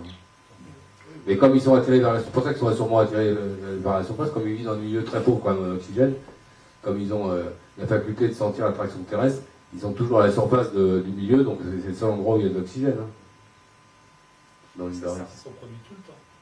On a tout le temps, c'est en permanence. Oui, mais c'est pareil, parce que... Mais pas tout le temps, enfin on a tout le temps des adultes, ils ont un stade en fait presque végétatif où ils ne se multiplient plus, hein, mais ils peuvent résister très longtemps comme ça. Et dès que le milieu devient favorable, là ils se remultiplient et on a des jeunes. C'est que tu remets les jeunes d'œufs. Voilà. Oui, qu'on rechange en général le milieu de culture, mais si le milieu est pauvre, c'est ça qui manque, c'est le facteur limitant. C'est limitant, mais ça ne fait pas crever la culture. Donc quand on n'a pas besoin de la culture, on se contente du facteur limitant, ça nous arrange, il manque sa survie. Et si on sait que 3 jours après on a besoin, là on met le jaune d'œuf, pourquoi pas mélanger avec aussi un peu d'acide aminé, de 3-4 vitamines, et puis là, ça redémarre. L'avantage, c'est que le vinaigre étant très acide, c'est très stable, ça ne pourrit pas comme ça. Quoi. Alors que même les micro-vers dans les flocons d'avoine, de toute façon, ça se déshydrate, bon, ça finit par... on peut le tenir un mois et demi, mais il faut pas arriver. En général, il faut piquer tous les mois. Alors, après, l'autre problème, bon, alors oui, ce que je disais, c'est que pour ces trucs-là aussi, comme l'ammoniac, comme c'est très acide, l'ammoniac, normalement, c'est pas un danger. Si le pH est un peu élevé, on pourrait très bien concevoir de rajouter de l'azolite en poudre dans le milieu de culture pour absorber l'ammoniac si on veut un cycle court, mais avec vraiment beaucoup de bestioles, on peut aussi rajouter des additifs pour fixer l'ammoniac, comme pour les rotifères en fait. Mais bon, là, c'est vrai que... Avant de donner à manger, tu les rinces. C'est-à-dire que c'est mieux parce que c'est mieux en fait, on les met justement dans un récipient comme ça avec beaucoup d'eau normale. Après, si le vinaigre est dilué 15-20 fois, c'est pas très grave. Après, on prend le reste. Mais si on met le milieu de culture qui est saturé en vinaigre dans le bac, ça fait déjà une source de carbone. Pas seulement l'acidité, parce que l'acidité c'est organique, ça sera bouffé par les bactéries, ça sera très temporaire. Bah quand même, si l'eau mais si l'eau par exemple est déjà douce, on élève des tétras, des trucs comme ça, on balance 1 ou 2 millilitres d'une solution de vinaigre à pH 2,5, donc c'est mieux de diluer. Mais comme ça nage dans l'eau, ça supporte. On dilue 100 fois, à la limite on fait l'opération 2 fois. On prend les 5 cm du haut là, on les redilue dans 1 litre, et puis après, pour nous balance, parce qu'on a déjà dilué 20 fois, après c'est plus un problème.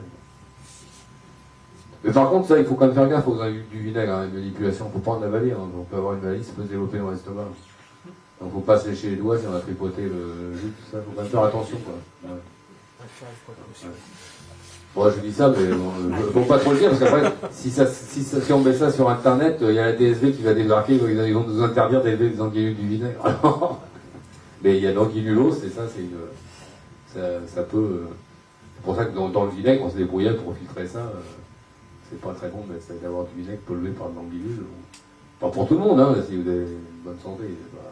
Mais quelqu'un qui l'estomac pas assez acide, c'est un risque. Donc par précaution, c'est vrai qu'il faut quand même se laver les mains après. Autant moi je suis pas très délicat pour beaucoup de choses, mais là, pour l'anguille du vinaigre, faut quand même...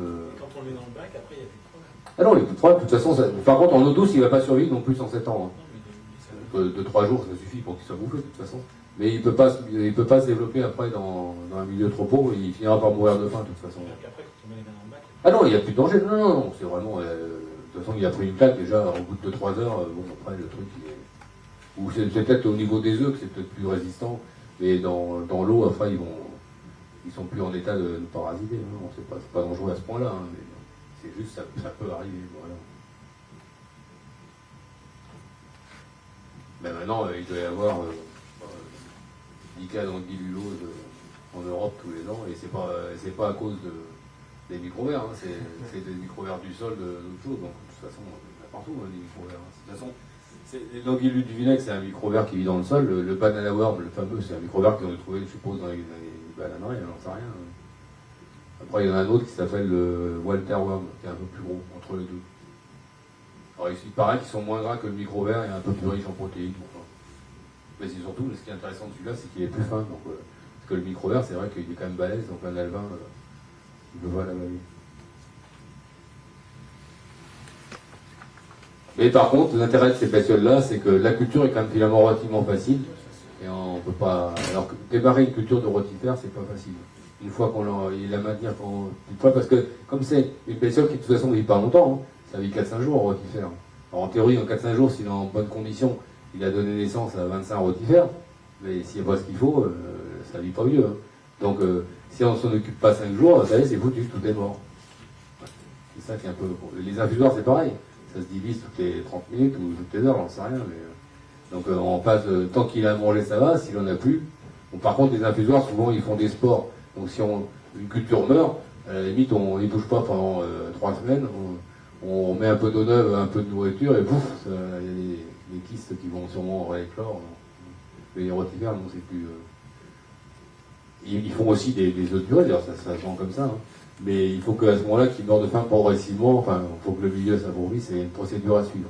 Mais si ça meurt d'un seul coup, ça n'a pas le temps de faire des œufs. Et l'ancien produit, un fusil, ça marche? Bah, un fusil, oui, en fait, je sais pas ce que c'est un bouillon de culture. Quoi, donc, ouais, c'est bien. Voilà. Pour le démarrage. Si, ça, a priori. Bon. Il y avait aussi un truc dans le temps qui s'appelait protogène, je sais pas si c'est toujours vendu, ça. C'est des granulés un peu grossis, granulés à la fin, un peu marron. Et c'était aussi, soi-disant, bouillon de culture, c'est les Allemands qui vendaient, je sais plus quelle marque qui vendait ça. Ou plus les Price qui vendaient ça. Bon, maintenant, de toute façon, sinon, si vous voulez les souches d'aliments classiques, micro-verts, il y a Aqualiment qui est un site qui a l'air très bien. Hein, pour, Alors justement, Aqualiment, ils vendent par contre, c'est intéressant, je trouve, qu'on n'utilise pas trop en France, là, c'est tous les petites bestioles d'eau douce, gamard, ostracote, tout ça. c'est de la famille des daphnies, des trucs comme ça. Et on parle toujours de refuge en eau de mer, mais jamais personne n'a voulu faire un refuge en eau douce, mais ce serait intéressant pour élever toutes ces petites bestioles, en fait, pour nourrir après. On pourrait très bien faire un bac d'eau douce avec une décante comme en eau de mer, mais là où on mettrait pas finalement la partie technique, parce qu'on n'a pas besoin, où on mettrait le refuge, en fait. Et même en ayant un réacteur à calcaire comme ça, les bactéries, ça, lui, et les daphnies, ça, il utilise aussi les bactéries, les sédiments. Et on pourrait faire, finalement, dans sa décante, on pourrait faire la propre nourriture vivante de ces poissons. Puisque l'intérêt des bactéries dans le réacteur, c'est qu'on transforme les minéraux, qui nous gênent, phosphate, nitrate, en matière vivante, en bactéries, qui donc potentiellement sert à nourrir une autre bestiole. Donc si dans le refuge, on a une bestiole qui peut utiliser les bactéries qu'on produit dans le réacteur, bah, logiquement, on pourrait en tout cas élever des rotifères d'eau douce, des choses comme ça, il n'y a pas de raison. Mais surtout, c'est pour ça ce qui est intéressant, c'est la bestiole dont je vous parlais, la moïna. C'est ça, j'en avais vu moi-même en baladant quand j'étais gamin dans les étangs. C'est vraiment un truc d'un millimètre c'est vraiment au microscope, c'est une daphnie, quoi. Mais ça grouille dans tous les sens. Ce truc-là, ça avait l'air de proliférer méchamment, même avec de la dure, des trucs comme ça. Sur les aquariums d'eau douce, il y a des espèces de petites puces qui se baladent sur l'eau. Oui, aussi, oui, des fois il y a des colomboles aussi qui se baladent, ça c'est des trucs terrestres. Et certains, on les trouve à la surface sur les lentilles d'eau, par exemple. Quand on a les lentilles d'eau, c'est juste à la surface, a priori ça va être des colomboles, je pense. Mais c'est une bonne nourriture aussi, parce que c'est même pour les grenouilles. Pareil pour les petits tétras. Bon, ouais. Mais l'idée, c'est de trouver. L'idéal, c'est vrai que potentiellement l'idéal, c'est une bestiole style micro-ver ou anguille du vinaigre, où quand on s'en occupe pas, on sait que ça crève pas, et quand on a envie de s'en occuper, ça redémarre 3 jours après, comme en 14. Voilà. Mais malheureusement, alors pour ceux qui veulent faire de l'eau de mer, les artichauts, ça c'est plus délicat, il faut plus. Mais en eau douce, par contre, avec les banana worms, là, franchement, ils sont petits, mais ils nagent pas, par contre. Donc, pour des alevins comme les colysa qui, bon, sont un peu, ils restent en pleine eau, ils vont pas sur le fond, c'est un peu casse-pied. Et les colysa, l'idéal, c'est, comme c'est petit aussi, c'est des rotifères. Mais les rotifères, le problème des rotifères, c'est aussi que ça peut être contaminé par un tas de trucs. Et en eau douce, même, c'est un truc bête, hein, mais en été, vous faites des cultures de rotifères, vous allez avoir des moustiques qui vont pondre dessus, ils vont vous bouffer vos rotifères. Des vers de vase ou des trucs comme ça, donc c'est galère finalement. Alors qu'en eau de mer, là-dessus, on n'est pas contaminé par un tas de trucs comme ça, c'est l'avantage. Ouais. Voilà. Mais bon. Donc finalement, c'est aussi compliqué d'élever les rotifères, voire plus en eau douce qu'en eau de mer finalement. Mais à ce moment-là, il vaut mieux élever la variété d'eau de mer. Quand on a besoin d'utiliser en eau douce, on diminue la salinité jusqu'à 5 grammes par litre, et puis voilà. Hein. Temporairement, comme ça se reproduit très vite. Sur 4-5 jours, on diminue la salinité. À chaque fois qu'on change d'eau, on remet de l'eau douce, et puis voilà. Hein. C'est possible. Ah donc après, bah, je vous dis, pour ceux qui s'intéressent, bah, là c'est le site allemand, je ne sais pas si vous connaissez, c'est interaquaristique.de, il y a pas mal de choses. Donc il a justement les... Ouais, interaquaristique, il a les anguilles du vinaigre. Enfin, tout ça, les anguilles du vinaigre, de toute façon, à la limite, autant les prendre chaque aliment, parce que ça ils ont. Mais il y a un Allemand qui est spécialisé dans les triops, et il fait des artémias d'eau douce, il a, je vous dis, une dizaine de variétés. Et j'avais déjà repéré un qui est en Thaïlande, qui a l'air assez costaud, il vit entre 20 et 28 degrés, et ça fait 2 cm adulte, et ça a la queue un peu rouge d'ailleurs. Et il y a une espèce géante qui fait 6 cm. Bon, bah là, je sais pas si c'est assez élevé. Enfin, bah là, c'est plus pour s'amuser, parce que là, c'est un grand basse. Hein, mais l'espèce thaïlandaise, il paraît qu'elle se reproduit assez facilement. Parce que nous, on en a chez nous, hein, des bestioles comme ça. On va dans la forêt d'Orléans, je connais un coin, il y en a. Mais il faut en général, il y en a beaucoup vers février-mars, avant que les feuilles des arbres poussent. Et dans des mares qui s'assèchent, en fait. Hein. Et dès qu'ils commencent à faire chaud, je sais pas s'ils sont concurrencés par les... déjà, ils doivent faire ça parce que... Il doit se reproduire avant que les salamandres ou les tritons viennent dans les mares pour les bouffer, je crois. Ouais. Donc c'est vrai qu'à partir du mois de mars, en général, j'en trouvais plus. Et puis il faut une eau très douce. J'avais essayé d'en élever, mais c'est vrai que c'est difficile. Hein. Donc finalement, une espèce exotique, ça serait peut-être plus facile à élever. Et puis les gars, bon, ils vendent ça à un prix raisonnable, je crois que c'est 100 000 pour 10 €. C'est cher le kilo, mais bon, ça va. Si c'est des œufs de bonne qualité. C'est pareil, les triops, hein, j'ai une amie, là, un gamin, il lui a acheté un truc avec les œufs de triops, ça les jamais, leur truc, c'est de l'escroquerie, ça marche pas. Non, parce qu'ils gardent ça ils en mettent trop peu, c'est trop sec. Alors, vaut mieux acheter. Alors, ce mec-là, il fait des triops aussi, il y en a. Je savais même pas qu'il y en avait autant, je crois qu'il y avait 8 ou 9 sortes. Moi, j'en connaissais 3. Il y a le nôtre, il y a celui des Américains, et puis il y a celui d'Australie qui est un peu bleu. En fait, non, il y en a plein d'autres des Trios. C'est pour ça qu'on me dit, je ne sais plus avec qui j'ai disais ça, il me disait que les Américains sont quand même forts en aquario, ils me font rigoler. Les Allemands, je suis désolé, mais ils ont toujours eu une longueur d'avance avant de les gratter. Non. Est-ce que par extension, on peut nourrir les adultes, Les adultes les de... poissons adultes? Ah oui, alors du coup, alors, les poissons adultes, oui, c'est bien de vous dire penser ça, parce qu'en fait, les nourritures vivantes, en fait, théoriquement, c'est quand même mieux pour tout. Moi, j'avais essayé d'élever même justement un poisson rouge, j'avais des pontes de poissons rouges. Par curiosité, j'avais mis 2-3 alevins à part, et j'aurais donné que du vivant, des daphnies, des trucs comme ça. Le truc, il est poussé 4 fois plus vite. Alors, c'est pas forcément la nourriture, parce qu'on a conclusion que les poissons adultes, forcément, ils sont assez gros. Donc, il faut mettre il faut élever en vivant autant de quantité qu'on met de cubes de congé. Donc si on met 10 cubes de congelé, il faut faire 50 grammes par jour, et là c'est un élevage, quoi, vraiment, quoi, 50 grammes par jour. C'est pour ça que avec les méthodes Amimil, les kits qui vendent avec un petit bac, un aérateur, un bulleur, on n'est pas prêt d'élever des artémias. Donc il faut obligatoirement voir avec des systèmes de ce type-là. Non, tant qu'on n'a pas ici, mais c'est la seule solution. Et on peut se servir d'un rab à ce moment-là? Ben voilà, c'est ça l'intérêt, comme un rab. Ce qui est intéressant, c'est que ça a une quantité de bactéries monstrueuse dans un faible volume. Donc il y aura la quantité nécessaire à élever aussi une quantité monstrueuse d'artémia, a priori. Plutôt que de chercher à exporter la sortie de l'Europe par les culeurs, essayer de nourrir un maximum de... Ah, on pourrait aussi, oui, on pourrait en profiter. Mais le problème là, c'est qu'il y a quand même une communication avec le bac. Donc les bestioles risquent d'être entraînées par le... Mais par contre, la microfaune, elle va se mettre là où il y a le plus à bouffer. Hein. Donc si on revient au schéma de tout à l'heure, pour l'autre mer.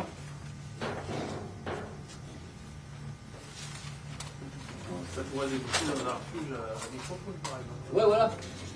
C'est-à-dire qu'à ce moment-là, on peut même prévoir...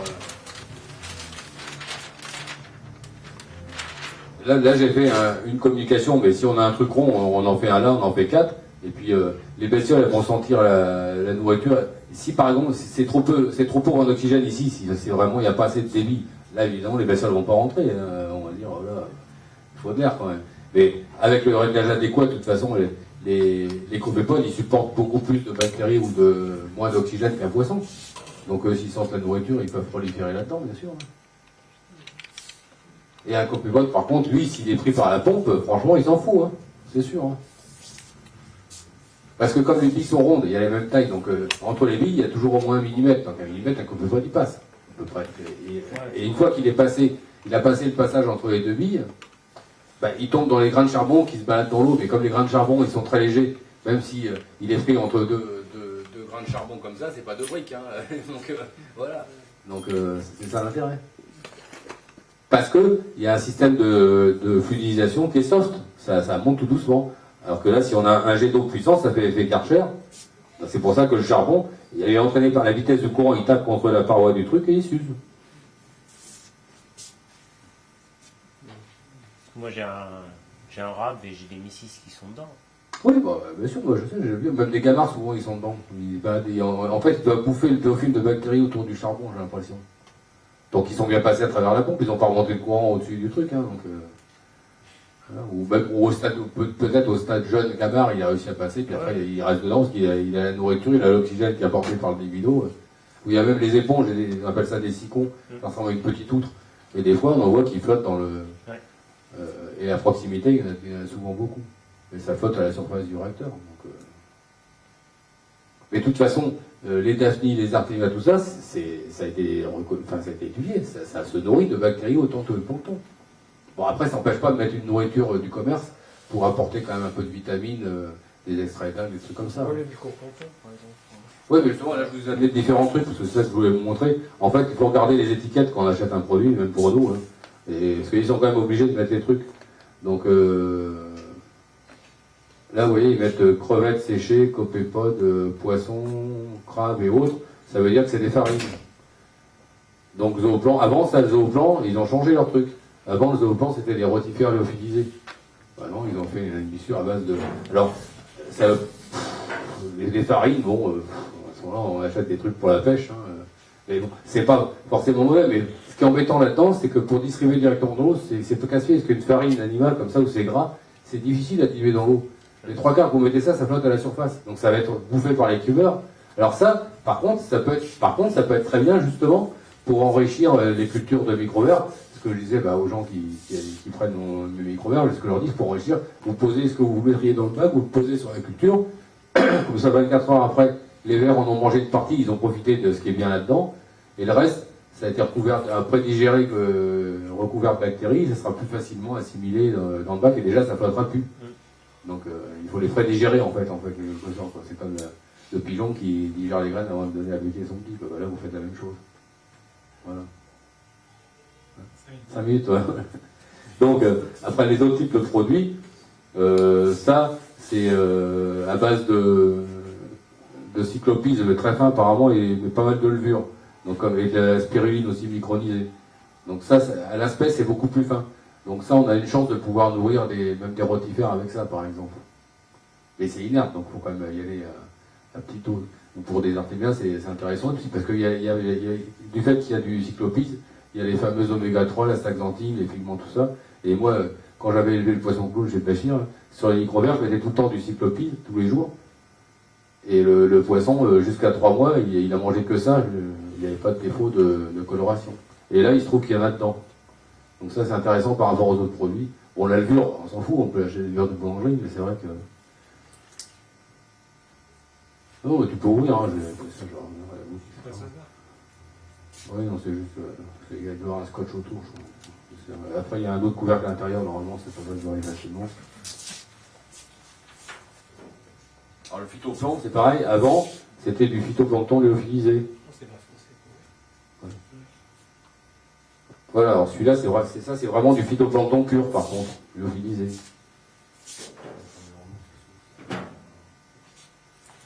Mais dedans, il y a un petit truc. Ah non, ça c'est juste c'est pas scotché, hein. On peut l'enlever et puis le remettre. Du coup, j'ai plus d'ombre. C'est juste. Normalement, on peut tirer avec ça, mais bon, dans la fabrique. Alors ça c'est plus gros, ça ils ont mis ça au point, et il y a des cristaux blancs, donc il doit y avoir des acides aminés, c'est vrai quand on met ça, les blessures elles s'ouvrent un peu. Donc c'est vraiment fait pour les récordia, donc ça c'est plus grossier, c'est vraiment fait pour nourrir plutôt des coraux, mais on ne pourra pas tellement renourrir ça, les artémias avec ça. minuscule. Ah par contre oui, un truc comme ça, oui, ça pourrait être intéressant. Bah, je peux te laisser si tu veux. Je sais comment ça peut être bien. Pas Inès, ils sont gros, mais ils mangent l'artémia limite.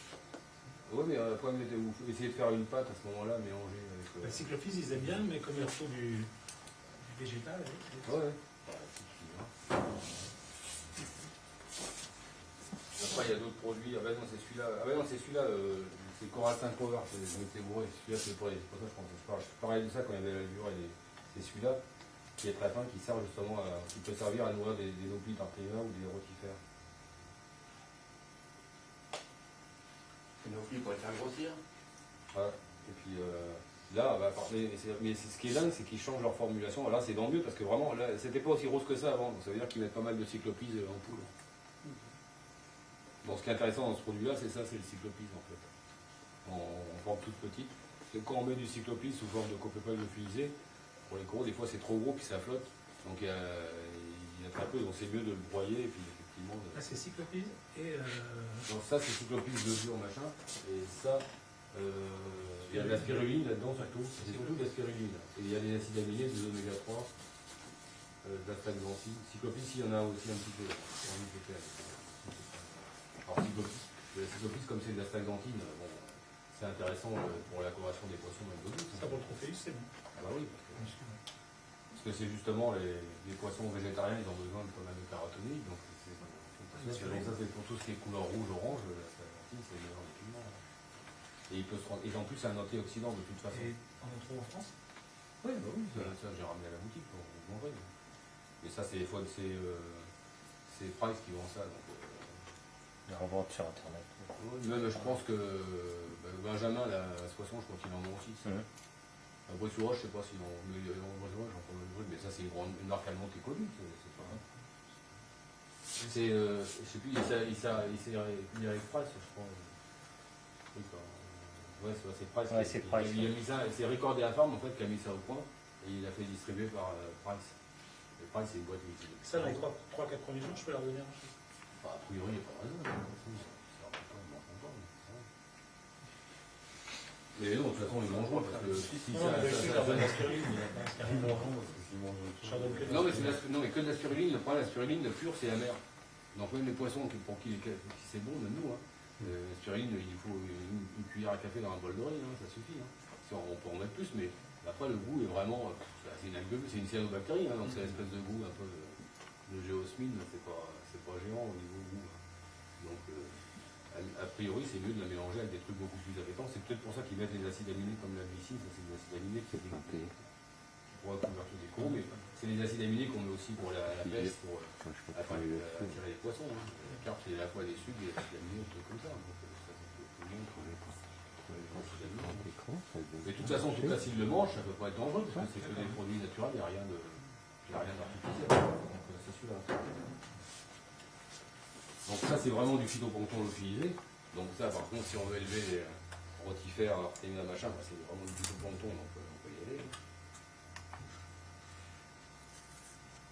Alors là celui-là il est. Par contre comme c'est lyophilisé, après on a l'impression de se faire voler à chaque fois qu'on achète ça. Parce que quand ils remplissent, c'est rempli. Et puis après ça se tasse. Ça stagne, donc en fait il reste plus qu'un quart. Là c'est qu'un gaz décapsulé. Quand on dit ça, on dit merde, il y a un foiré. C'est normal parce que quand ils remplissent, c'est plus virulent, c'est très léger. Et après, avec le stockage, on fait la gueule quand on ouvre toujours les trucs filés. Mais par contre, c'est 100% naturel. Quoi. Mais bon, ce qui me gêne aussi là-dedans, c'est qu'ils ne sont pas foutus de nous le phytoplancton, lequel, ça coûterait pas cher de dire que c'est le phytoplancton. Mais ils ont encore changé la formulation, parce que là, il est vert. Donc, ce qui est plutôt bon signe. Il était marron. Avant, c'était plutôt. Il était marronnasse. C'est le vrai phyto. Alors après le vrai phyto, après le problème c'est que on peut l'avoir en aquaculture, on peut l'avoir en Moi j'en ai du phyto. Oui mais le problème du phyto, alors le vrai phyto on peut le cultiver, mais le problème c'est que pour les rotifères, souvent on n'a pas de si bons résultats que ça en élevant avec du vrai phyto. Parce que le nanocoropsis qu'on cultive le plus facilement, si le milieu. Oui, même la Dunaniella. Si on l'a cultivé dans les bonnes conditions, il n'y a pas de problème. Mais si le milieu devient trop pauvre, par exemple en azote ou un truc comme ça, l'algue elle ne fait pas de protéines et elle fabrique une membrane beaucoup plus épaisse. C'est tellement épaisse que c'est indigeste. Donc le rotifère, il recrache le truc sans l'avoir digéré. Et donc il crève parce qu'en fait... je nourris avec les brachyonus, je les nourris avec ça. Oui, mais si... c'est pour ça... Mais si tu vois que les rotifères, ils ont tendance à pas se multiplier plus vite que ça... Bah, c'est pas terrible. Et ben c'est ce que je dis, parce que l'engrais qu'on met, soit c'est la souche d'algue qui n'est pas suffisante, ou elle a une membrane trop épaisse parce que le milieu de culture n'est pas assez riche, ou il ne se multiplie pas assez vite, parce que plus l'algue se multiplie, elle n'a pas le temps de fabriquer une membrane épaisse, parce que dès qu'elle a des nutriments, elle se divise. Donc la membrane est fine, elle est facilement digeste. Si les conditions deviennent difficiles, ben, elle ne se multiplie plus, et donc le gaz carbonique qu'elle récupère avec la photosynthèse, elle fait des sucres avec, des glucides, et entre autres la paroi de la cellule. Et comme les conditions sont difficiles, elle a intérêt d'avoir une paroi plus épaisse pour pouvoir préparer une période de dormance, un truc comme ça. Donc c'est pour ça qu'une algue, pour nourrir une bestiole, elle va toujours être en phase exponentielle.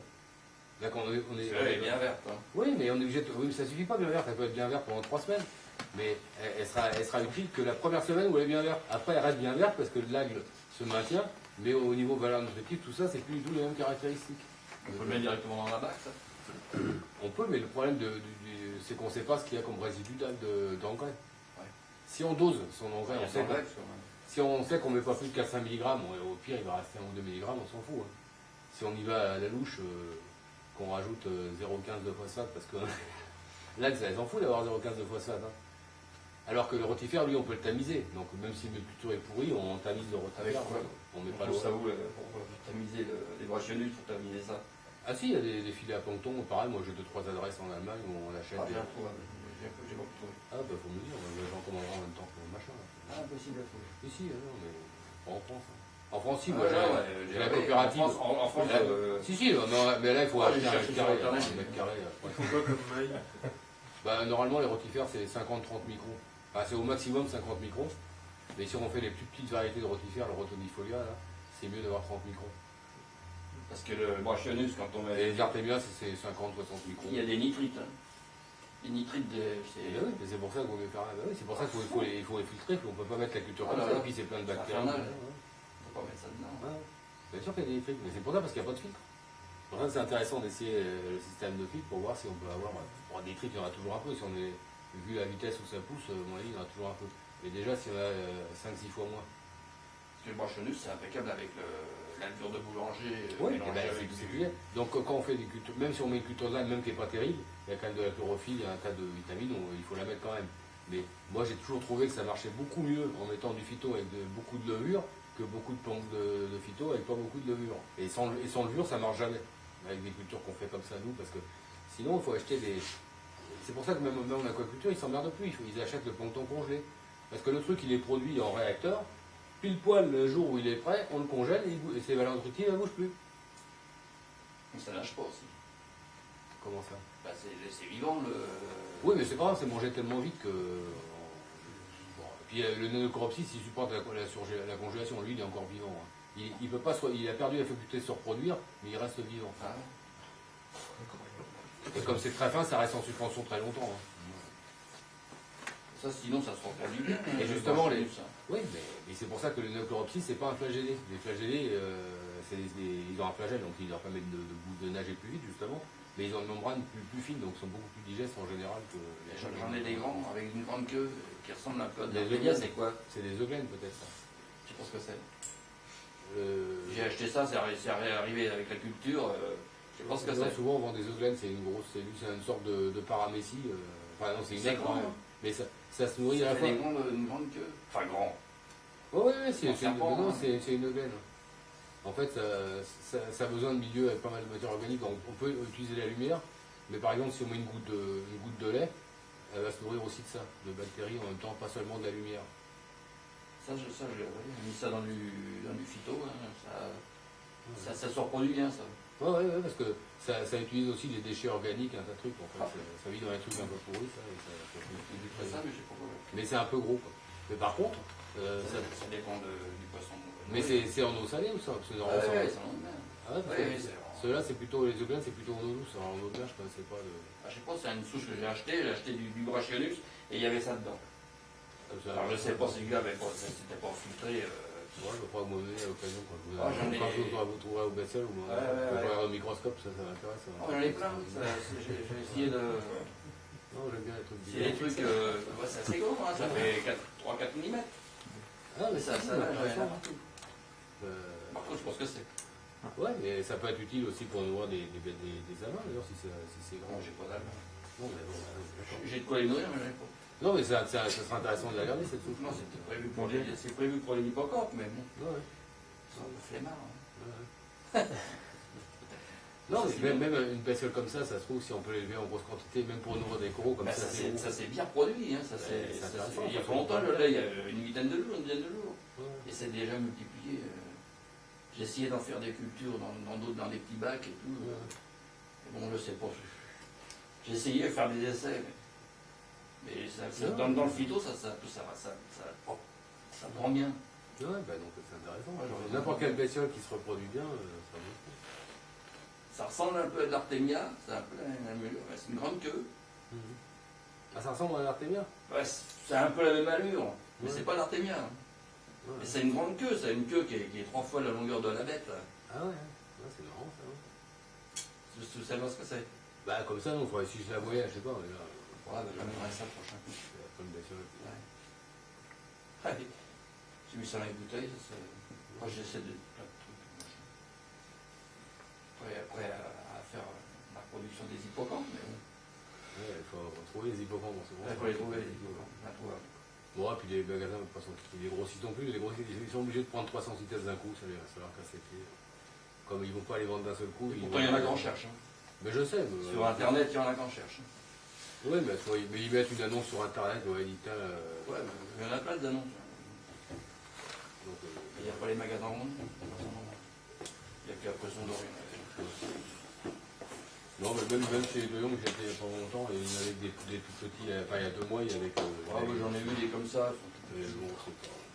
Non, Même je lui, il a suis du en mal train à de l'avoir. regarder là. Et la poisson d'or, ils ont eu un arrivage, ils sont tous morts. Dans les yeux. Ta baguette, Hein ta baguette, Parce que Ouais. ils disaient je vais en avoir, et les ont tous.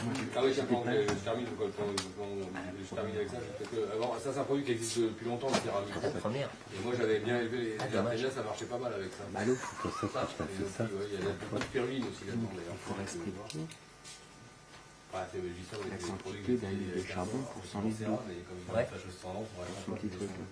Il y a du jaune On d'œuf. respecte la dose. J'ai trouvé un site Ouais. en Allemagne, donc ils font Et- Ça veut dire que son petit truc là, tu le multiplies par 100 pour connaître le volume dans lequel il est. Tu multiplies par 100.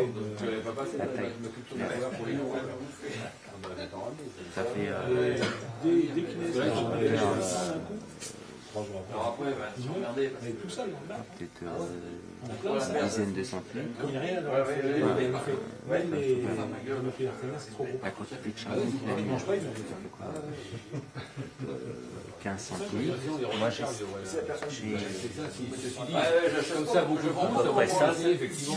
pour mon bac. Parce que j'avais essayé. Bah, après, bah, si. J'en ai mis, moi, des trucs comme ça. Mais après, on ne sait pas ce que ça devient. Ouais. C'est bouffé par les bactéries, par les vers. Alors, par contre, au moment où on le fait, le ver, il l'absorbe. Mais au bout de 3, 4, 5 jours, il peut le transformer en autre chose. Donc, c'est pour ça que c'est mieux d'enrichir la culture avec les oméga 3 et tout comme ça, tous les jours. Comme ça, on est sûr que tous les jours, la bestiole contient des oméga 3 qu'elle n'a pas besoin. C'est quoi les oméga 3? C'est les acides gras qu'il y a justement dans l'huile de foie de morue Ouais. qui sont indispensables et qu'on trouve dans le cyclopisme, dans le phytoplancton. C'est le phytoplancton qui fabrique. Ah, on peut pas faire mélange de même. Mais si, mais après, c'est une question de. Mais Mais si, si tu fais des oméga 3, il suffit d'acheter des capsules en pharmacie. C'est la capsule de gélule et une goutte. Donc il y a une goutte sur la culture, on n'en a plus, hein. C'est pas compliqué. Hein.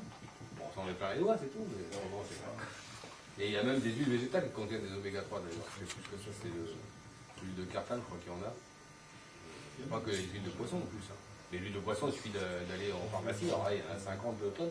Et dans la gélule, il y a 2-3 gouttes, donc ça suffit pour ce qu'on veut faire. Donc on écrase une gélule, on va faire, on écrase sur la culture 2-3 fois par semaine. Et puis voilà. Mais une pastille de Nobel. Si tu veux continuer de discuter, on mange jusqu'au club. C'est quoi le malin? C'est pour le bronzage, ça, le bio. Si je me rappelle.